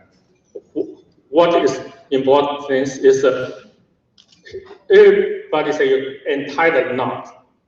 He said there's no way, and he take a completely different way. He uses his sword, cut it open. So we have to be imaginative and without constraint. Okay, forget about what other things which we have, and do it the right way. The right way is intuition. It's not logic. You always find your best work is done by intuition, not by logic. Next. Daring to make a mistake. I always tell my students, don't try to anything. As long as you don't try the dangerous ways to do chemistry or to do the biological research. Follow the safety regulation, do whatever you think you can do. Okay? And you always find out the most innovative and the imaginary work is done, tried out by making mistakes. Hello? Next, please. No burdens. I never tell my student, you have to publish 3 papers, you can graduate. Okay. And you can do any great work, and as soon as I say it's great, go ahead, graduate. There's no problem for me, my student, to get a job without a paper. I have a student now, he's at Johns Hopkins, in Johns Hopkins University. He's a pretty famous professor already. He will get a chair anytime. Okay. And I have 6 students of the 25 students graduating professor. They are all holding chairs.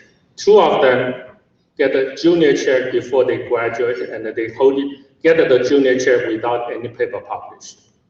So do it without constant. As long as you have a good work, people will recognize. Okay? Don't ever take number as the burden. Next. So one thing is we have to train the student, not to train the student, cultivate the student, have the capability, have the potential to be an inventor. Where is the place we have most the innovation comes? It comes at the boundary, interdisciplinary research. Okay, it's at that point, 2 different fields and 3 different fields, and that's a place you can really invent. You can really find something which will make everybody say, wow. Next. So the interdisciplinary research is art. How do you integrate science, medicine, and engineering to discover and to invent for enriching human life? Enriching human life is our goal. It's not to satisfy our curiosity. Okay, make it very clear. Or especially all the research budget we get is from the taxpayers' money. We have to pay back. So the real goal is to enrich human life. And how do we make it happen? We have to develop the artistic way to integrate all together and solve a problem at that point. Next. So, American, every 10 to 15 years come up with new technology. So what is next? So what is next? Let's be a fortune teller and say what will be the next. Next, please. Next, please. I'm sure the new frontier of innovation will build a new human health industry. Okay. First, we're all getting old. The average age is getting old. And the young people the percentage of young people getting less and less. When we're getting old, we do need the more powerful drugs. We do need many ways to help us to have better health and help us to have a better life. It's new health industry, not the one which we did in the past 50 years. Actually, it's not very successful. Think about it. A new drug takes us 10 to 15 years to develop, takes us $1 billion to develop. Just too expensive. And for the whole year, last year, 6 drugs has been approved by FDA. Okay? And this drug is based on targeted drug, based on one target. And when it's being used by the patient for a short time, and the drug resistance is started. So we have to cut the golden knot, try to find a completely new way, new thought, try to improve our health. Next slide. So how do we provide precise therapy, example, the drug and dosage to a specific patient? Now you go to say, doctor, I get a headache. The doctor will give aspirin, same dosage to everybody. And I get the heart attack. They will give you a few drugs and the same drug to everybody and the same dosage. And you will find out, if you really get into the field, you will find out that the patient get the same drug, same dosage, and will completely has different response. And some are okay, some are not very good. Just take the cancer. The cancer response rate is less than 30%. Once I was working a very famous lung cancer specialist, Steve Dubner. He came to my office. The third sentence, he told me, when a patient comes to his office, 15% has good response. 50%, 50, has no response to the chemotherapy. 35% from 0 to very good. Very small number. And those drugs is spend $billions and years to develop. Next. So we really have to start to look into personalized medicine. It can be done. I did it in my lab. Okay. And what we did in the lab is not from genomes, we from phenotype. Like we do not need big data, and we need only few data points. So you always think a way which is not follow the traditional the line of thought. Next. So talk about personalized medicine. I want to bring up a very, very exciting event. What happened next year, July 10 to 15th, will be held in this building. This building is Hong Kong University Institute of Advanced Study. There will be a hotel, it's building, so it'll finish already. So what is that? That's the first Golden Conference on Personalized Medicine. Okay, we bring 3 different groups of people. One is the conventional genotypic precision medicine. Another group is phenotypic personalized medicine. We're based on the phenotype, we can decide what is exact drug and dose for that patient. And both of these approach need a very good new micro nanotechnologies. So we brought 3 group of those persons, and they come together and with a lot of interesting persons to attend. And we hope will come out a new thought, new direction, and to advance the personalized medicine, make us to have a better, much better health and enjoy our old days. Thank you.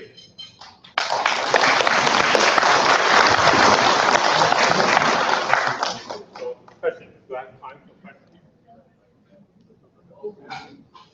Do I talk too much? Yes. You see that here, innovation people are using kind of widely.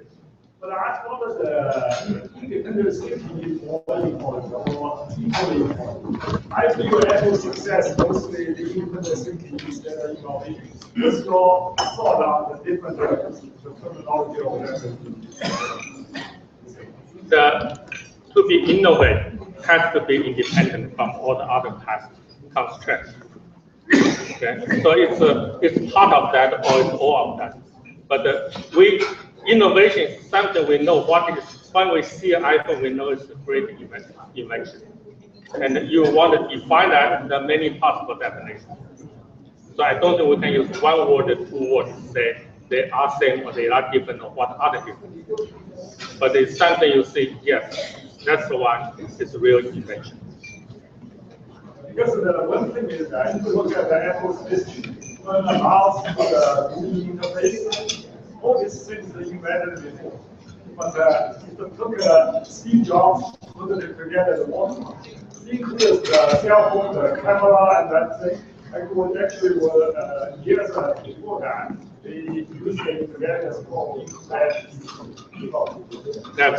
That's right. Invention doesn't mean it's something which never happened before. It's something, you go to a great restaurant as a great chef, You use say use pork, use vegetable, and use ingredient they cook something which you never tasted. You really enjoy that, and that's invention. Okay, it's art. That's why I keep emphasizing. Any other question? Microphone. Pardon? You need the microphone. Okay. Any other questions? Yes. So, in your opinion, in like kids education, the innovation like free definition and free active compared to the self-regulation, which part is more important? Okay, my kid. Okay, he's an American-born kid, and I can see when he was in the kindergarten, when he's in the elementary school, when he was in the at least the junior high, he really didn't do anything. Just like all my lab, the American students. In my lab, I always keep 1/3 American student, 1/3 Asian, 1/3 Europe. Okay, American kids, they don't know anything. They don't know any equations. But give him a task to do that, he can do a beautiful work. Because his mind is not constrained. Okay, they know how to put things together. That's what they train. When I was a student, I came to the United States, I went to Johns Hopkins. First thing my advisor asked me to do, first thing I'm thinking which equation will help me to do that. And finally I found out any equation cannot help me to invent. That's a philosophical difference. And you can see the difference in GDP.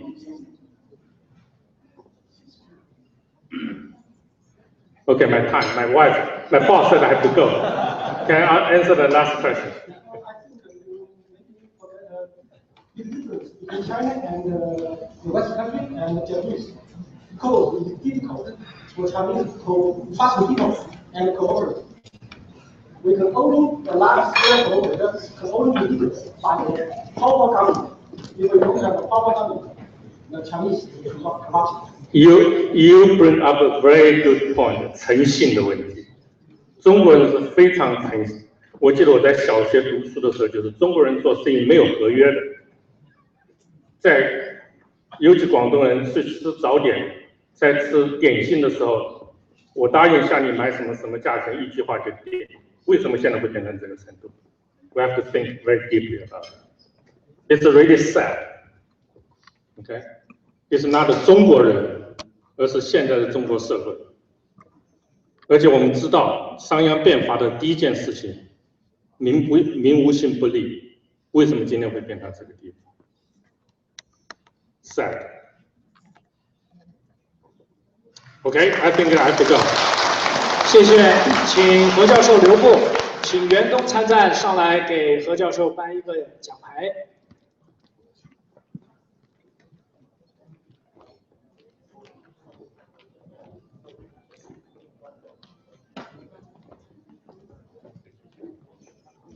也请大家再以热烈的掌声给何教授最大的肯定，因为他讲得非常好。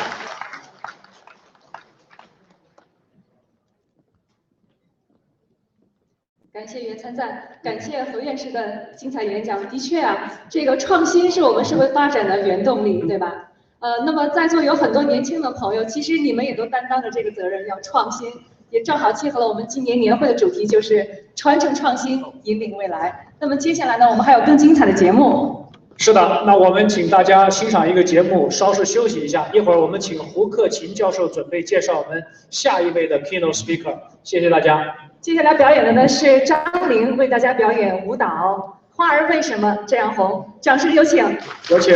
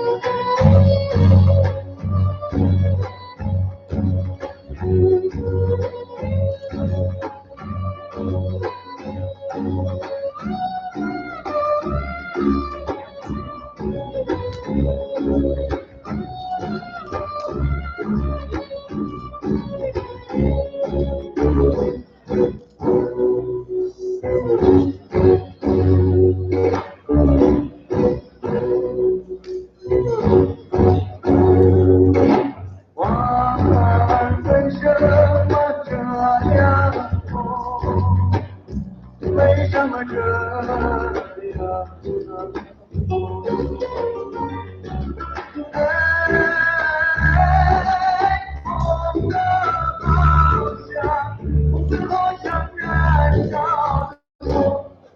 象征着纯洁的友谊和爱情。爱从的方向，红子好像燃烧中，它象征着纯洁的友谊和爱情。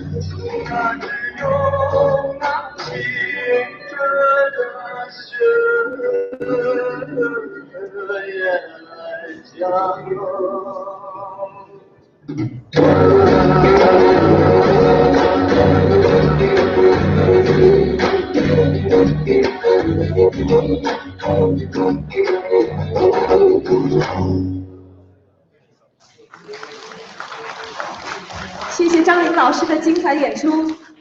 那么现在再次提醒大家，一会儿我们要这个抽奖了，对不对，张军？是的，请大家还是要，因为我们今天抽奖募到的款，一个是今天的礼品特别好，再一个募到的款呢，也可以用于我们协会今后的工作，很大的一部分是要鼓励我们的年轻人富有更多的这个创新和创业的精神，所以谢谢大家的支持。下面我们就有请胡克勤教授上来给我们介绍下一位重量级的keynote speaker， 有请胡教授。谢谢胡教授。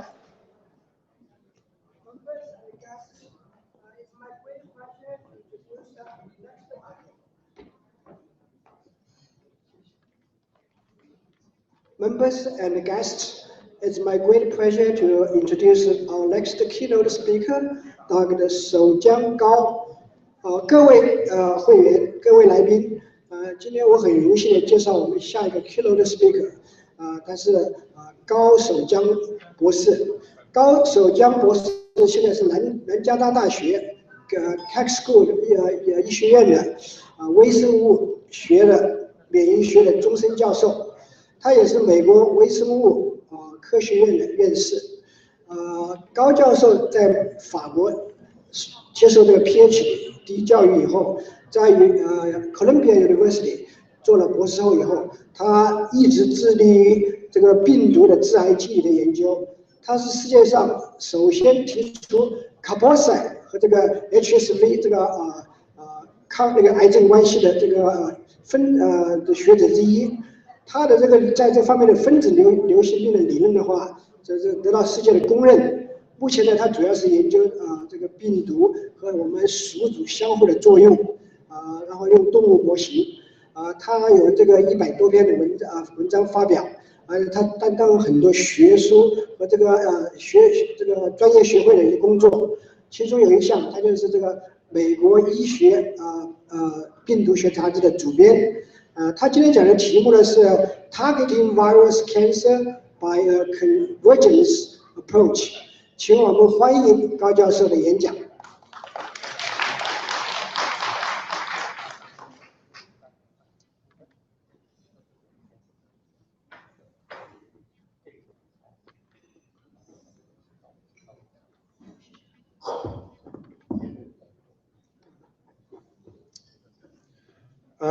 感谢胡教授的介绍。首先我要感谢学会跟我们这个President 黄的邀请。我一开始倒有点犹豫，说到底我应不应该做这个报告呢？因为大家都是教授专家，我觉得我不是很够格。第二个呢，就是说大家都是从各个领域来的，一般我给做报告的话都是做本领域的，所以呢 is out of my comfort zone。所以后来我想一下嘛，那这个反正大家是从各个领域来的，那正好是一个很好的机会可以合作嘛 ，interact 嘛。所以我也就想了一个 title， 就是 Conversion Science，interdisciplinary research 也就是胡教授胡院士刚刚最后也提到了这一点，这很重要的一点就是 innovation， 所以他主要做了 innovation 这方面的那个 topic。现在我接下来就说一些 Conversion Science，interdisciplinary research。Okay, you guys hear me okay? Anyway, we all come from different professions, okay? So show here, and then most of us all come from different geographic area. But we all come together, whether you like it or don't like it, by the media, you watch TV, you watch internet. In fact, internet is perhaps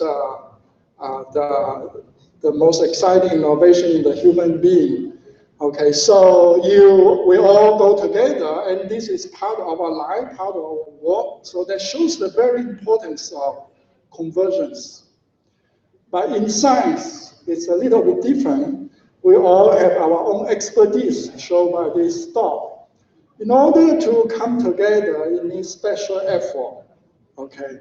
So in order to interact and do big science and have innovation solve big problems. So when I starting to put together this slide, and as a routine, I like to look at the journal, the Nature Science, or as the journal in our field. And it just happened, this latest issue of Nature, that in September 17, the theme is on conversion science, interdisciplinary research, and so some of you probably have read, and there's a couple of articles I think it's very interesting. So if you have time, I recommend you take a look. It's fun to read because nothing related to expertise. So the message of this article is talk about there's a great challenge in the society. Okay, we have problem in energy. In California, obviously, we have many problems with water. Okay, so climate, food, of course, health, which is what I have been working on. So it requires the scientists, including the social scientists, to work together to solve this big challenge. So inside some of these articles, they have some numbers. You show here, the green line shows the paper that are derived from interdisciplinary research. You can see the last 2 decades, there's a big increase. So social science seems taking the lead compared to the natural science.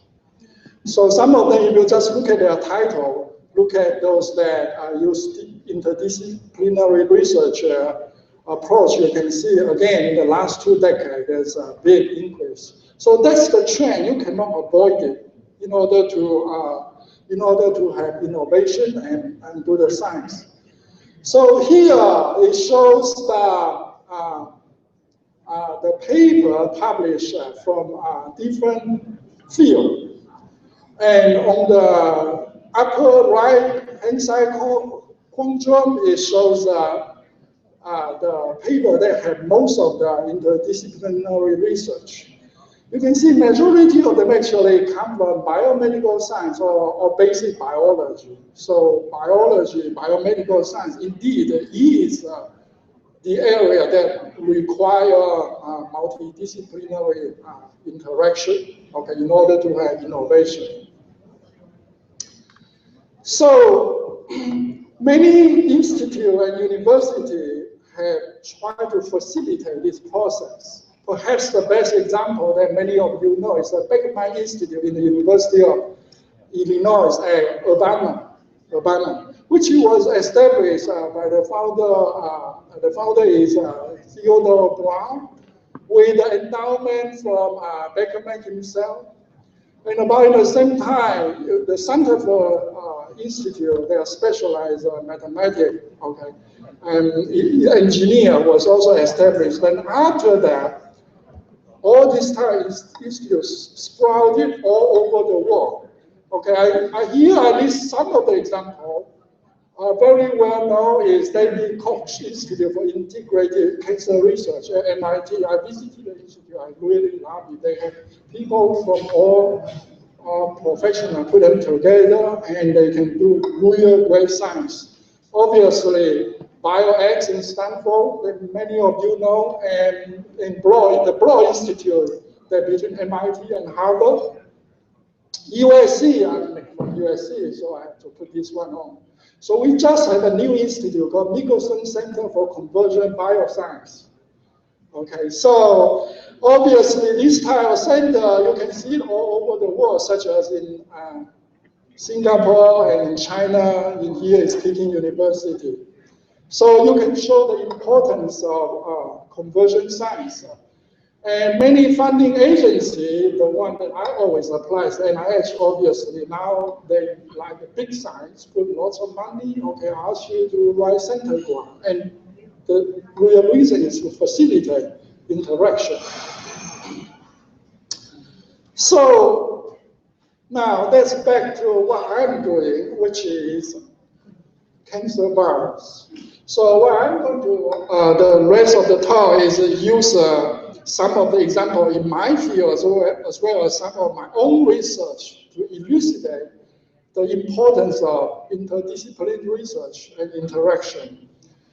Okay, why, first of all, why we care about virus? Well, because they cause more than 15% of the human cancer. And for those, some of those you might know, such as cervical cancer is caused by HPV. Okay, there's a hepatitis B and C cause liver cancer. And in China, southern China, we have lots of problems with nasopharyngeal carcinoma that's caused by EBV. The last 2 human viruses that were discovered was in 1994, and this one, MCV, in 2008. They were in the same discovery, which also was my former mentor. So throughout the study of these viruses, there are many good examples of convergent science. So just for the discovery of KSHB itself is a very good story of interaction of people from different fields. In fact, it's a true marriage of epidemiologist with a molecular biologist. Okay, Dr. Chih-Ming Ho is an epidemiologist, and Yan Chan is a molecular biologist. Okay. So a little bit history about the disease, just so that you can appreciate it.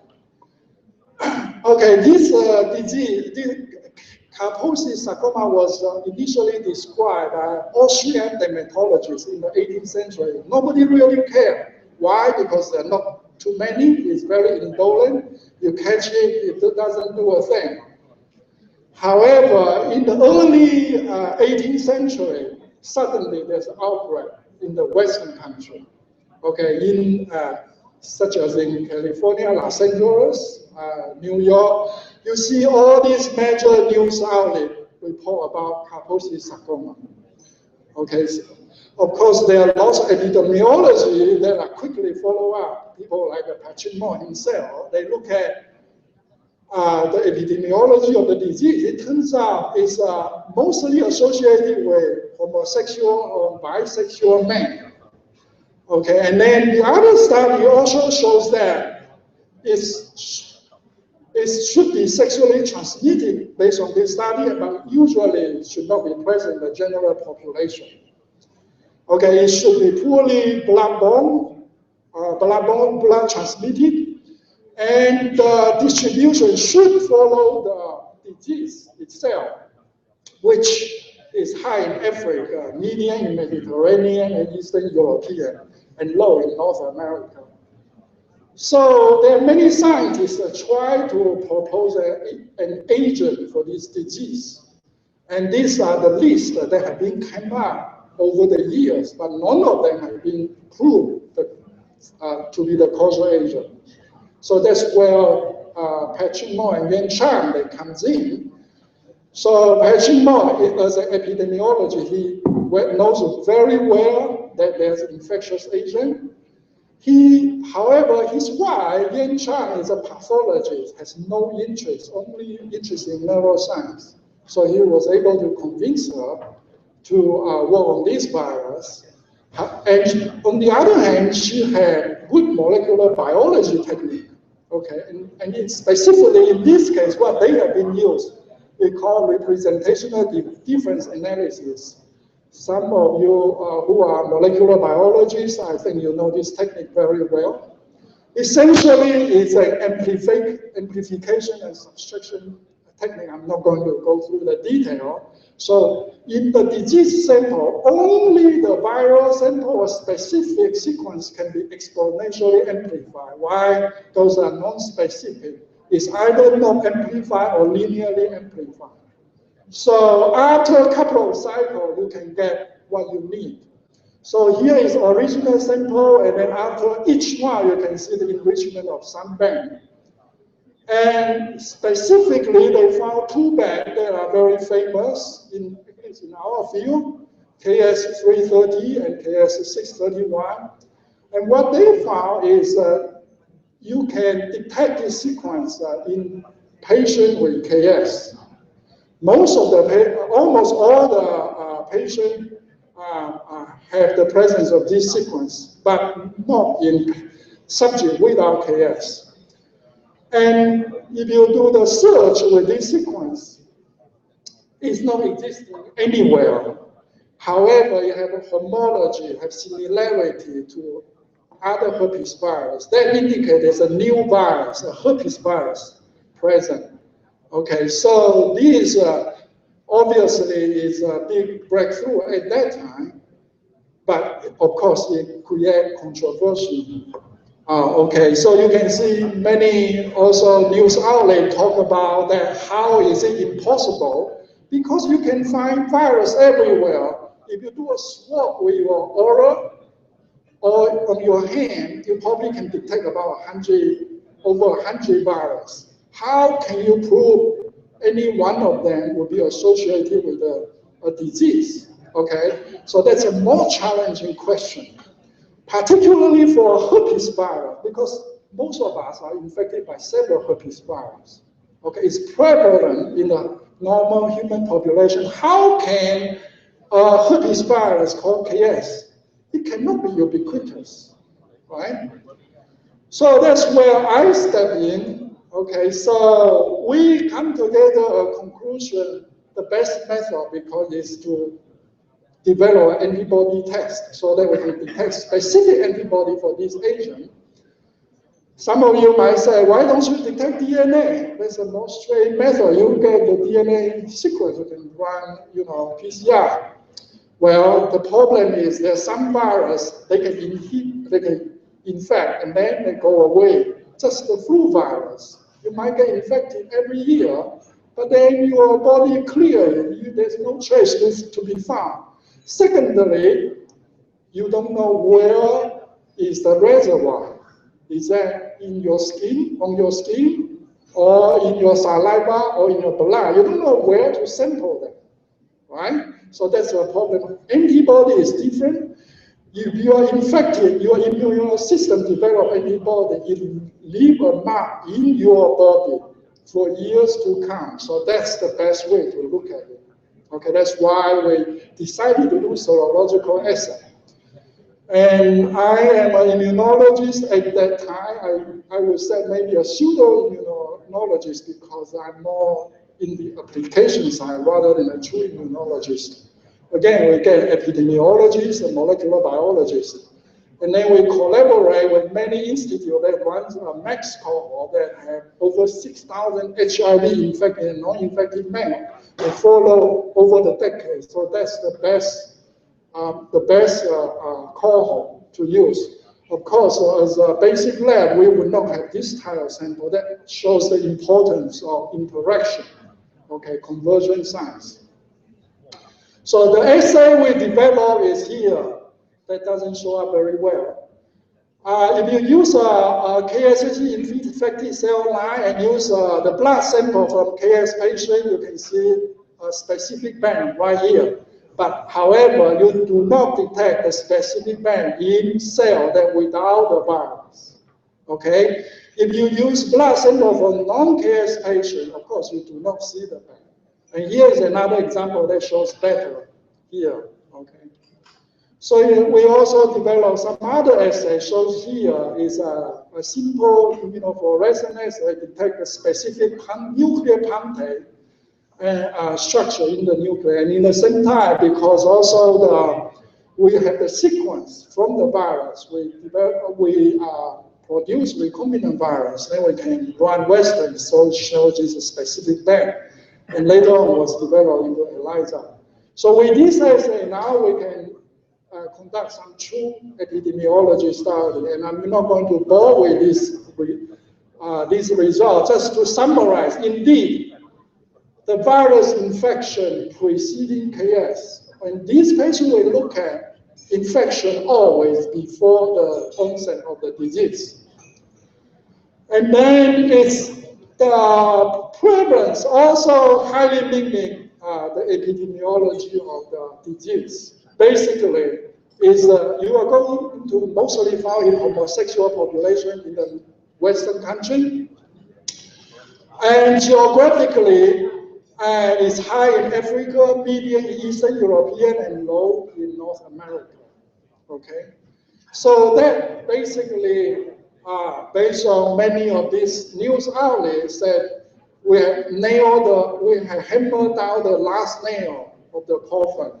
Okay, they settled down the causality issue for this virus, and also somehow established a field that allow in the last 20 years that investigators can comfortably put time doing the research, and funding agencies or since then pour into many money up to this point for this particular area of research.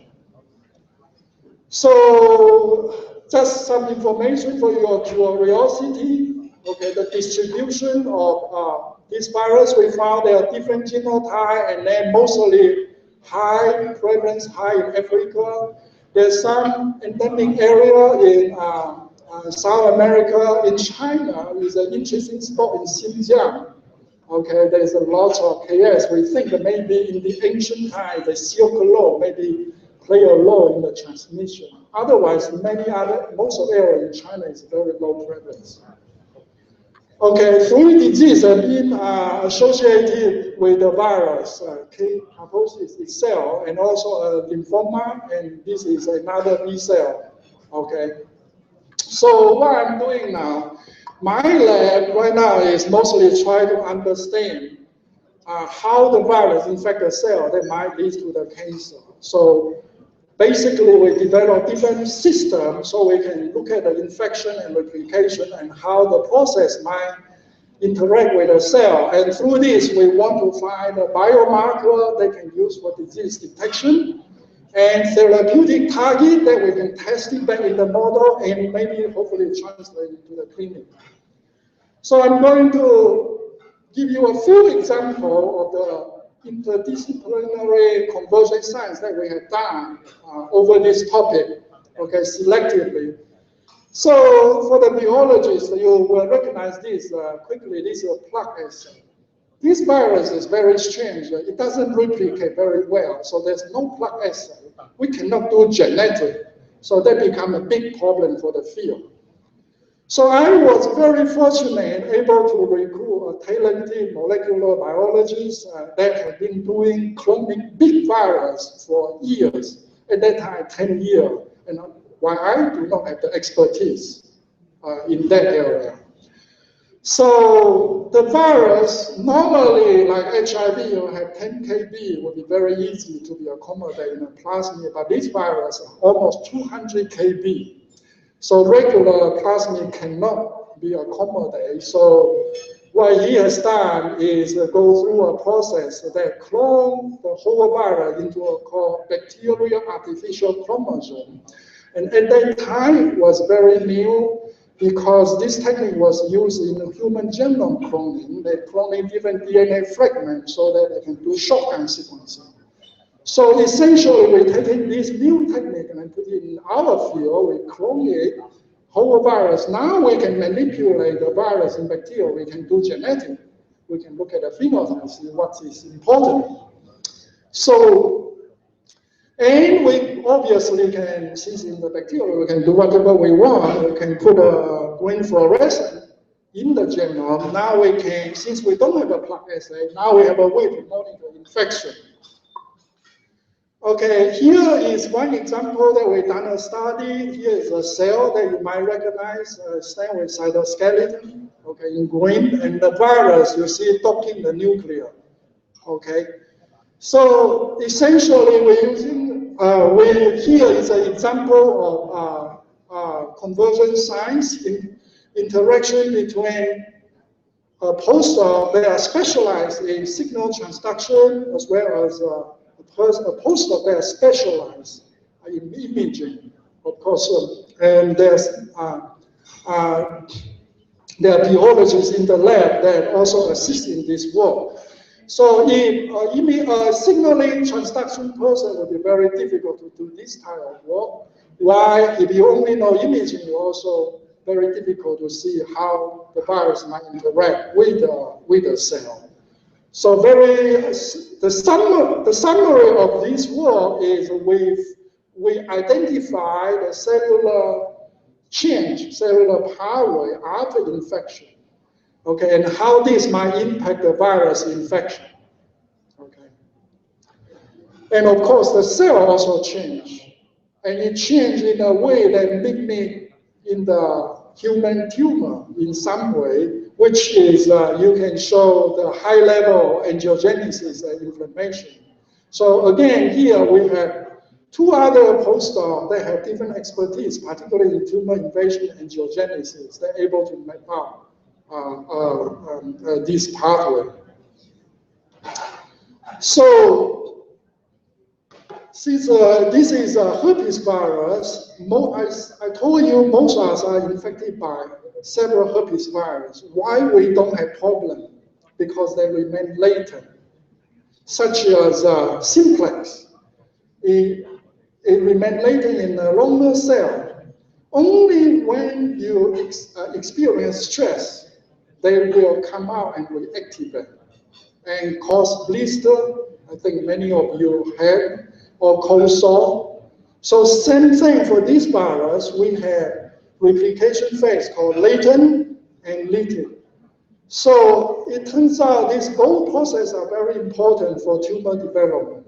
So it's very important to understand the mechanism that control this process. So again, here is a summary of some of the work we have done. We identify the signal that might trigger the replication of the virus. In particular, some of the cellular signaling pathway and some signal For example, oxidative stress. Okay, so this work again is a new area at that time that we opened. That was because of postdoc Dr. Ye, he had expertise in oxidative stress. You see that when the virus replicate, you can see the gene expression, the protein expression shown in the green, in red, I'm sorry, and oxidative stress level you can show in green. You can see they are highly correlated, okay? So we develop a method that we can monitor the viral replication by simply doing luciferase assay. So if you use an antioxidant, it's sufficient to repress the viral replication and disease development. You can see here the mice that are inoculated with a lymphoma cell line after treated with antioxidant. There's no more tumor. Okay, so it substantially prolongs the survival of this mouse. Okay, so I think many of you care about antioxidant, right? You eat lots of blueberry, strawberry. Okay, so this is another very good example, not directly related to cancer, but in a virus that causes cancer, how important are antioxidants in our daily life, right? So, more importantly, we think that we have found a physiological trigger for the virus replication. Why? Because all the clinical forms of KS manifest oxidative stress. There are 4 clinical forms of Kaposi sarcoma. One is a classical that I told you, usually you will find in Mediterranean and Eastern European. The second set of patients that usually have this disease is people that under transplant, organ transplant. They are usually immunosuppressed, so also have oxidative stress. And then the third clinical form you can usually find in Africa, and iron has been proposed to be one of the core factors, and iron also causes oxidative stress. And then the last one, obviously, is ACE-KS, and we know there's a high level of oxidative stress. So basically, we think that this is probably the physiological trigger that will induce a replication and lead to the development of the disease. So right now, based on this study, we are working on a clinical trial, see if we can use antioxidant as a preventive approach, at least for people that are positive, seropositive for KSHB. Okay. Now back to here again, we talk about viral replication. What about latent, which is the silent stage? Similarly, we have worked out lots of mechanisms that I'm not going to, going to skip that. So, working on a tumor virus, obviously the most important thing is to understand how the virus infection can cause cancer. So in order to do that, we have to develop model system that we can see after infection can become tumor cell. So here, again, is another example of interdisciplinary research and convergent science. Specifically, we collaborate with Dr. Arab, who is specialized in stem cell, and we have another postdoc who is specialized in molecular biology, and we have a pathology. So this is the normal cell. Normally, they will stop grow after they are confirmed. Okay, for cancer cells, they don't stop grow. That's why they keep growing in the body. You can see here, they overlap even after confirmed. Okay, if you put it in some kind of matrix, we call semi-soft agar, somewhat mimic the microenvironment in the body. Normal cell, you don't see anything, but here you can see big colony, there's hundreds of cells. Basically, they don't stop growing. So essentially, after infection, you can see the cell truly transform, the virus truly transform the cell into cancer cell. And of course, you put it in the mice, new mice, they will induce tumor. And somewhat they are very mimic the KS tumor, lots of necrosis and angiogenesis. And We can also image the mice. This is the control. You can see that because of GFP, we can see the presence of the tumor. So now we can use this model to understand how the virus can cause the cancer. So, and what viral gene can cause cancer? Again, we have a couple of talented collaborators as well as a lab member that work together. This is a Professor Huang from University of Texas at San Antonio. He is actually an electric engineer and has been working on bioinformatics the last 10 years. And Dr. Lan Ke actually is from China, Institute Pasteur Shanghai.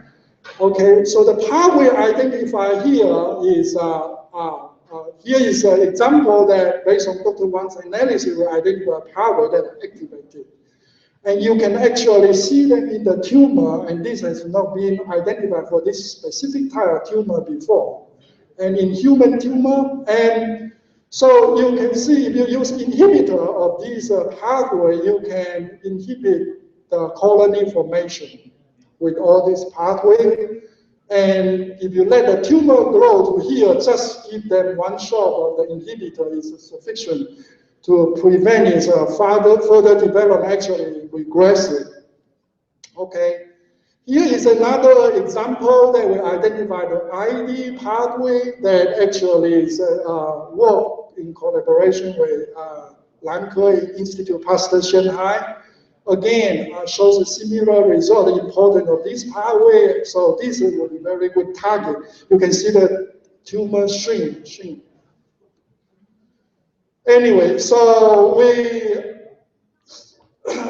here is an example that we use this model to identify the viral element that are important for the tumor development. Specifically, is the microRNA, which in the cell, we know where DNA, RNA, and go through the protein, okay, to perform its function, but microRNA has been the focus in the last 10 years. So the virus, very interesting, makes 12 of them. So if you take out this microRNA, they cannot grow in the matrix, okay? And they're no longer able to form the tumor. And through Dr. Huang's work, we were able to analyze their signaling network. Particularly, we were able to identify which specific microRNA that are important. So if you develop therapeutic target, you know which one you can go after. And what I have actually earlier talked with Dr.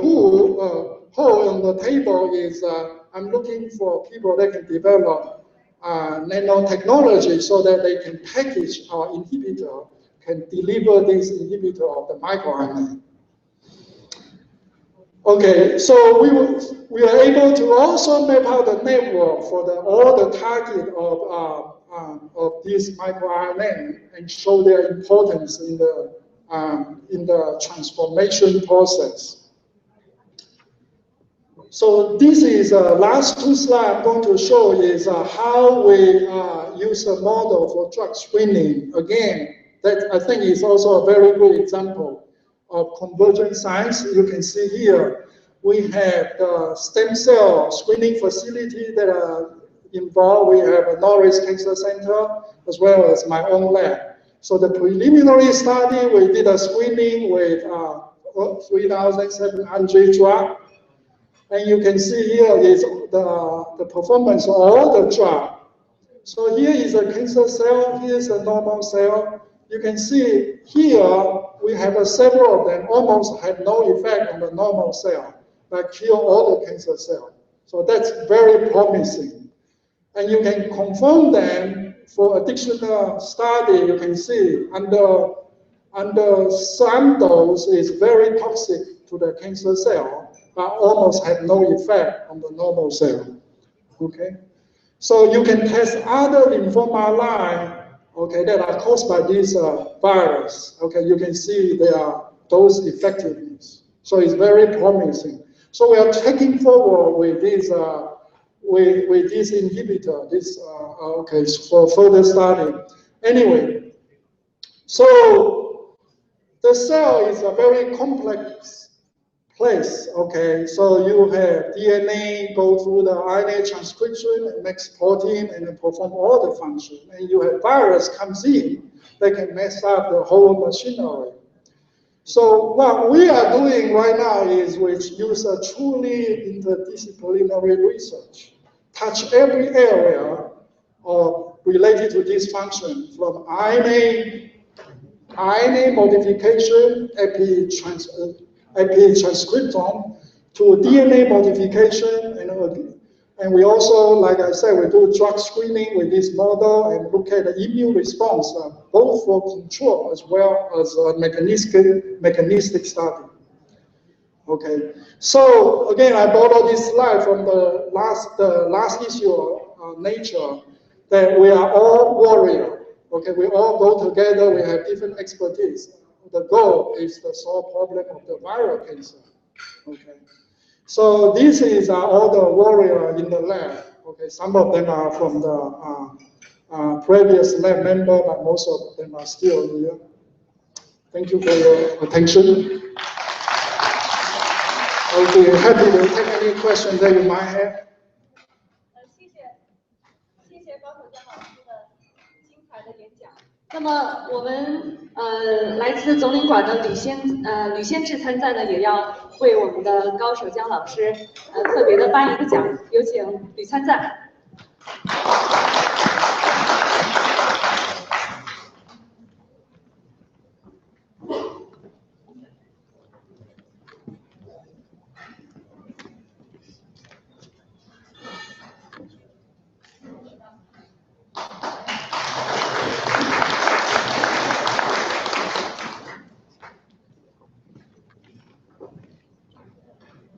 Thank you, Professor Gao again. 下面就是我们大家期待已久的抽奖，所以说我有请我们的理事裘志勇教授跟吴仲和教授到台前来，为我们大家完成这个最激动人心的一幕。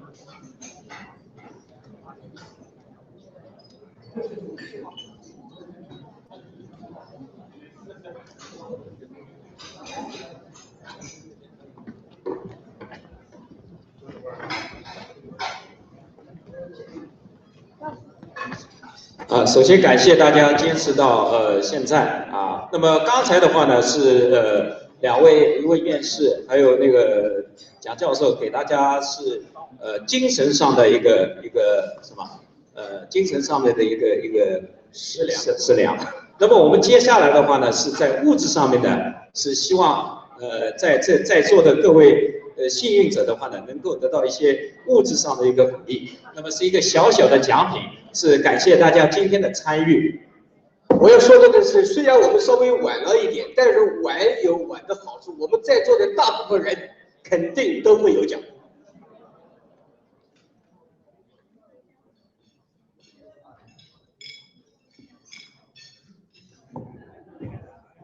那么第一轮的话呢，请吴教授来抽10位3等奖。10位3等奖啊！我是一个拿10个，你拿10个，拿10个拿不住。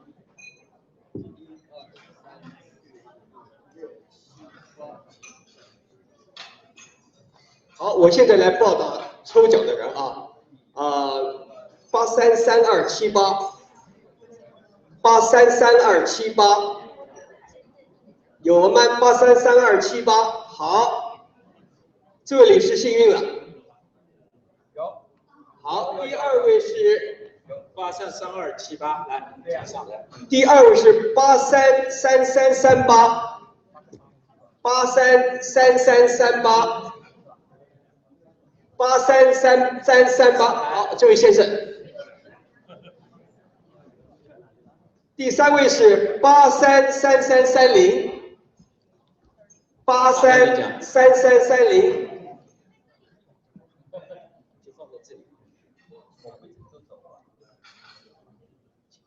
833330，好，83303330这里，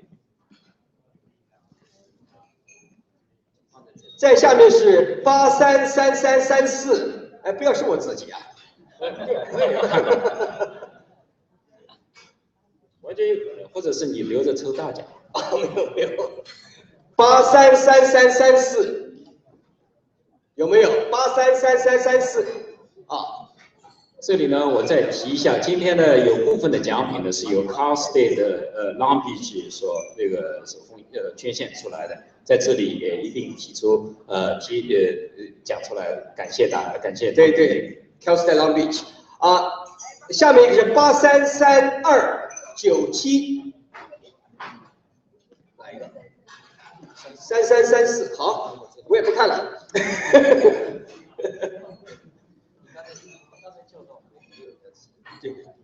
没有这个啊，833297，833297，好，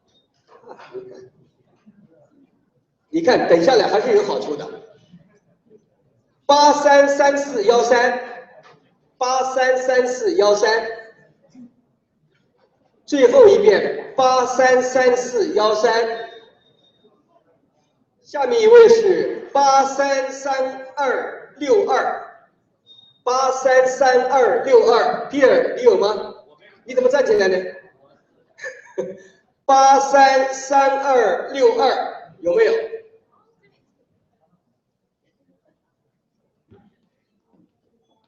还是留下来好啊。下面一位是833301，833301，最后一遍833301。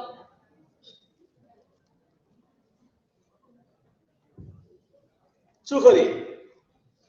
下面一位833423，833423，最后一遍833423。啊，我就报最后275，最后3位数字是275，275啊。UCLA 还是非常幸运的啊。好，抽完了，我抽完了，这个还有2个，刚才是你来抽吧，你来，好，再抽2个。还有没有我的？324，最后3位数的324，好，祝贺你。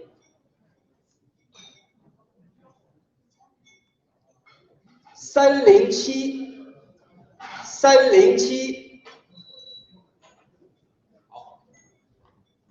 这真是幸运的夫妻啊 ！From UCLA。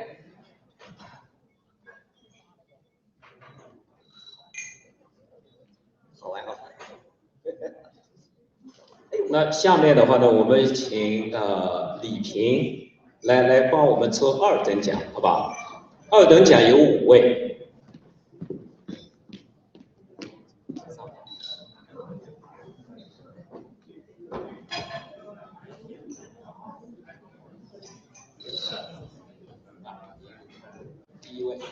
第一位是833411，833411，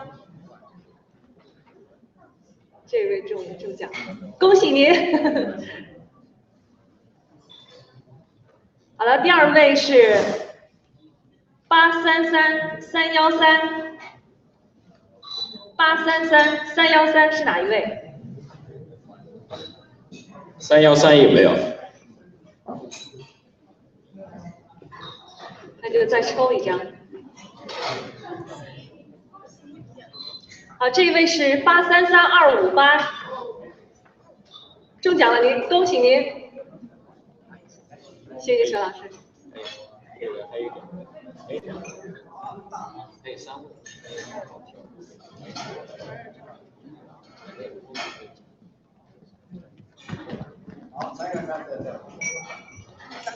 好嘞，下一位是833440，833440，833440。440有没有 ？Yes. Actually, he's my colleague. Congratulations.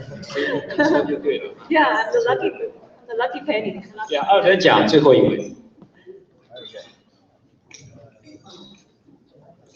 OK， 这一位是833273，833273是哪一位？273有没有？啊，没有。有吗？哦，恭喜您！你这么幸运，我受不了。下面那个张军律师能不能上来抽1等奖和特等奖，好吧？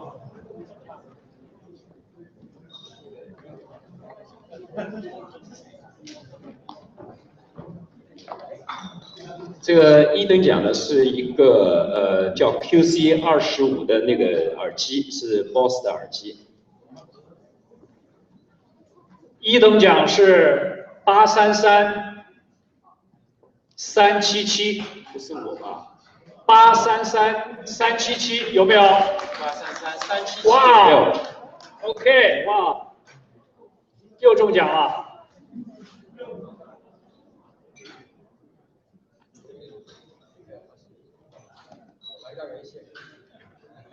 那最后一个大奖啊，那个是一个艺术品，等一下我们请那个我们黄会长和厉会长上来，那个不，你来抽，然后让他们颁奖。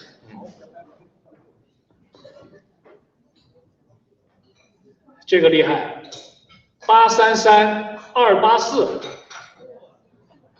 哇，你今天中了好多奖啊！所以坚持到最后还是会有好处的啊！有请2位黄会长、厉会长上台给他颁奖。这个厉害，大奖名不虚传是艺术珍品。刚才厉会长说的。请得奖人到中间一块照个相。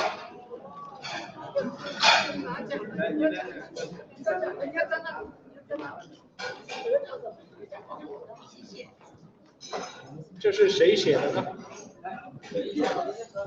照个相。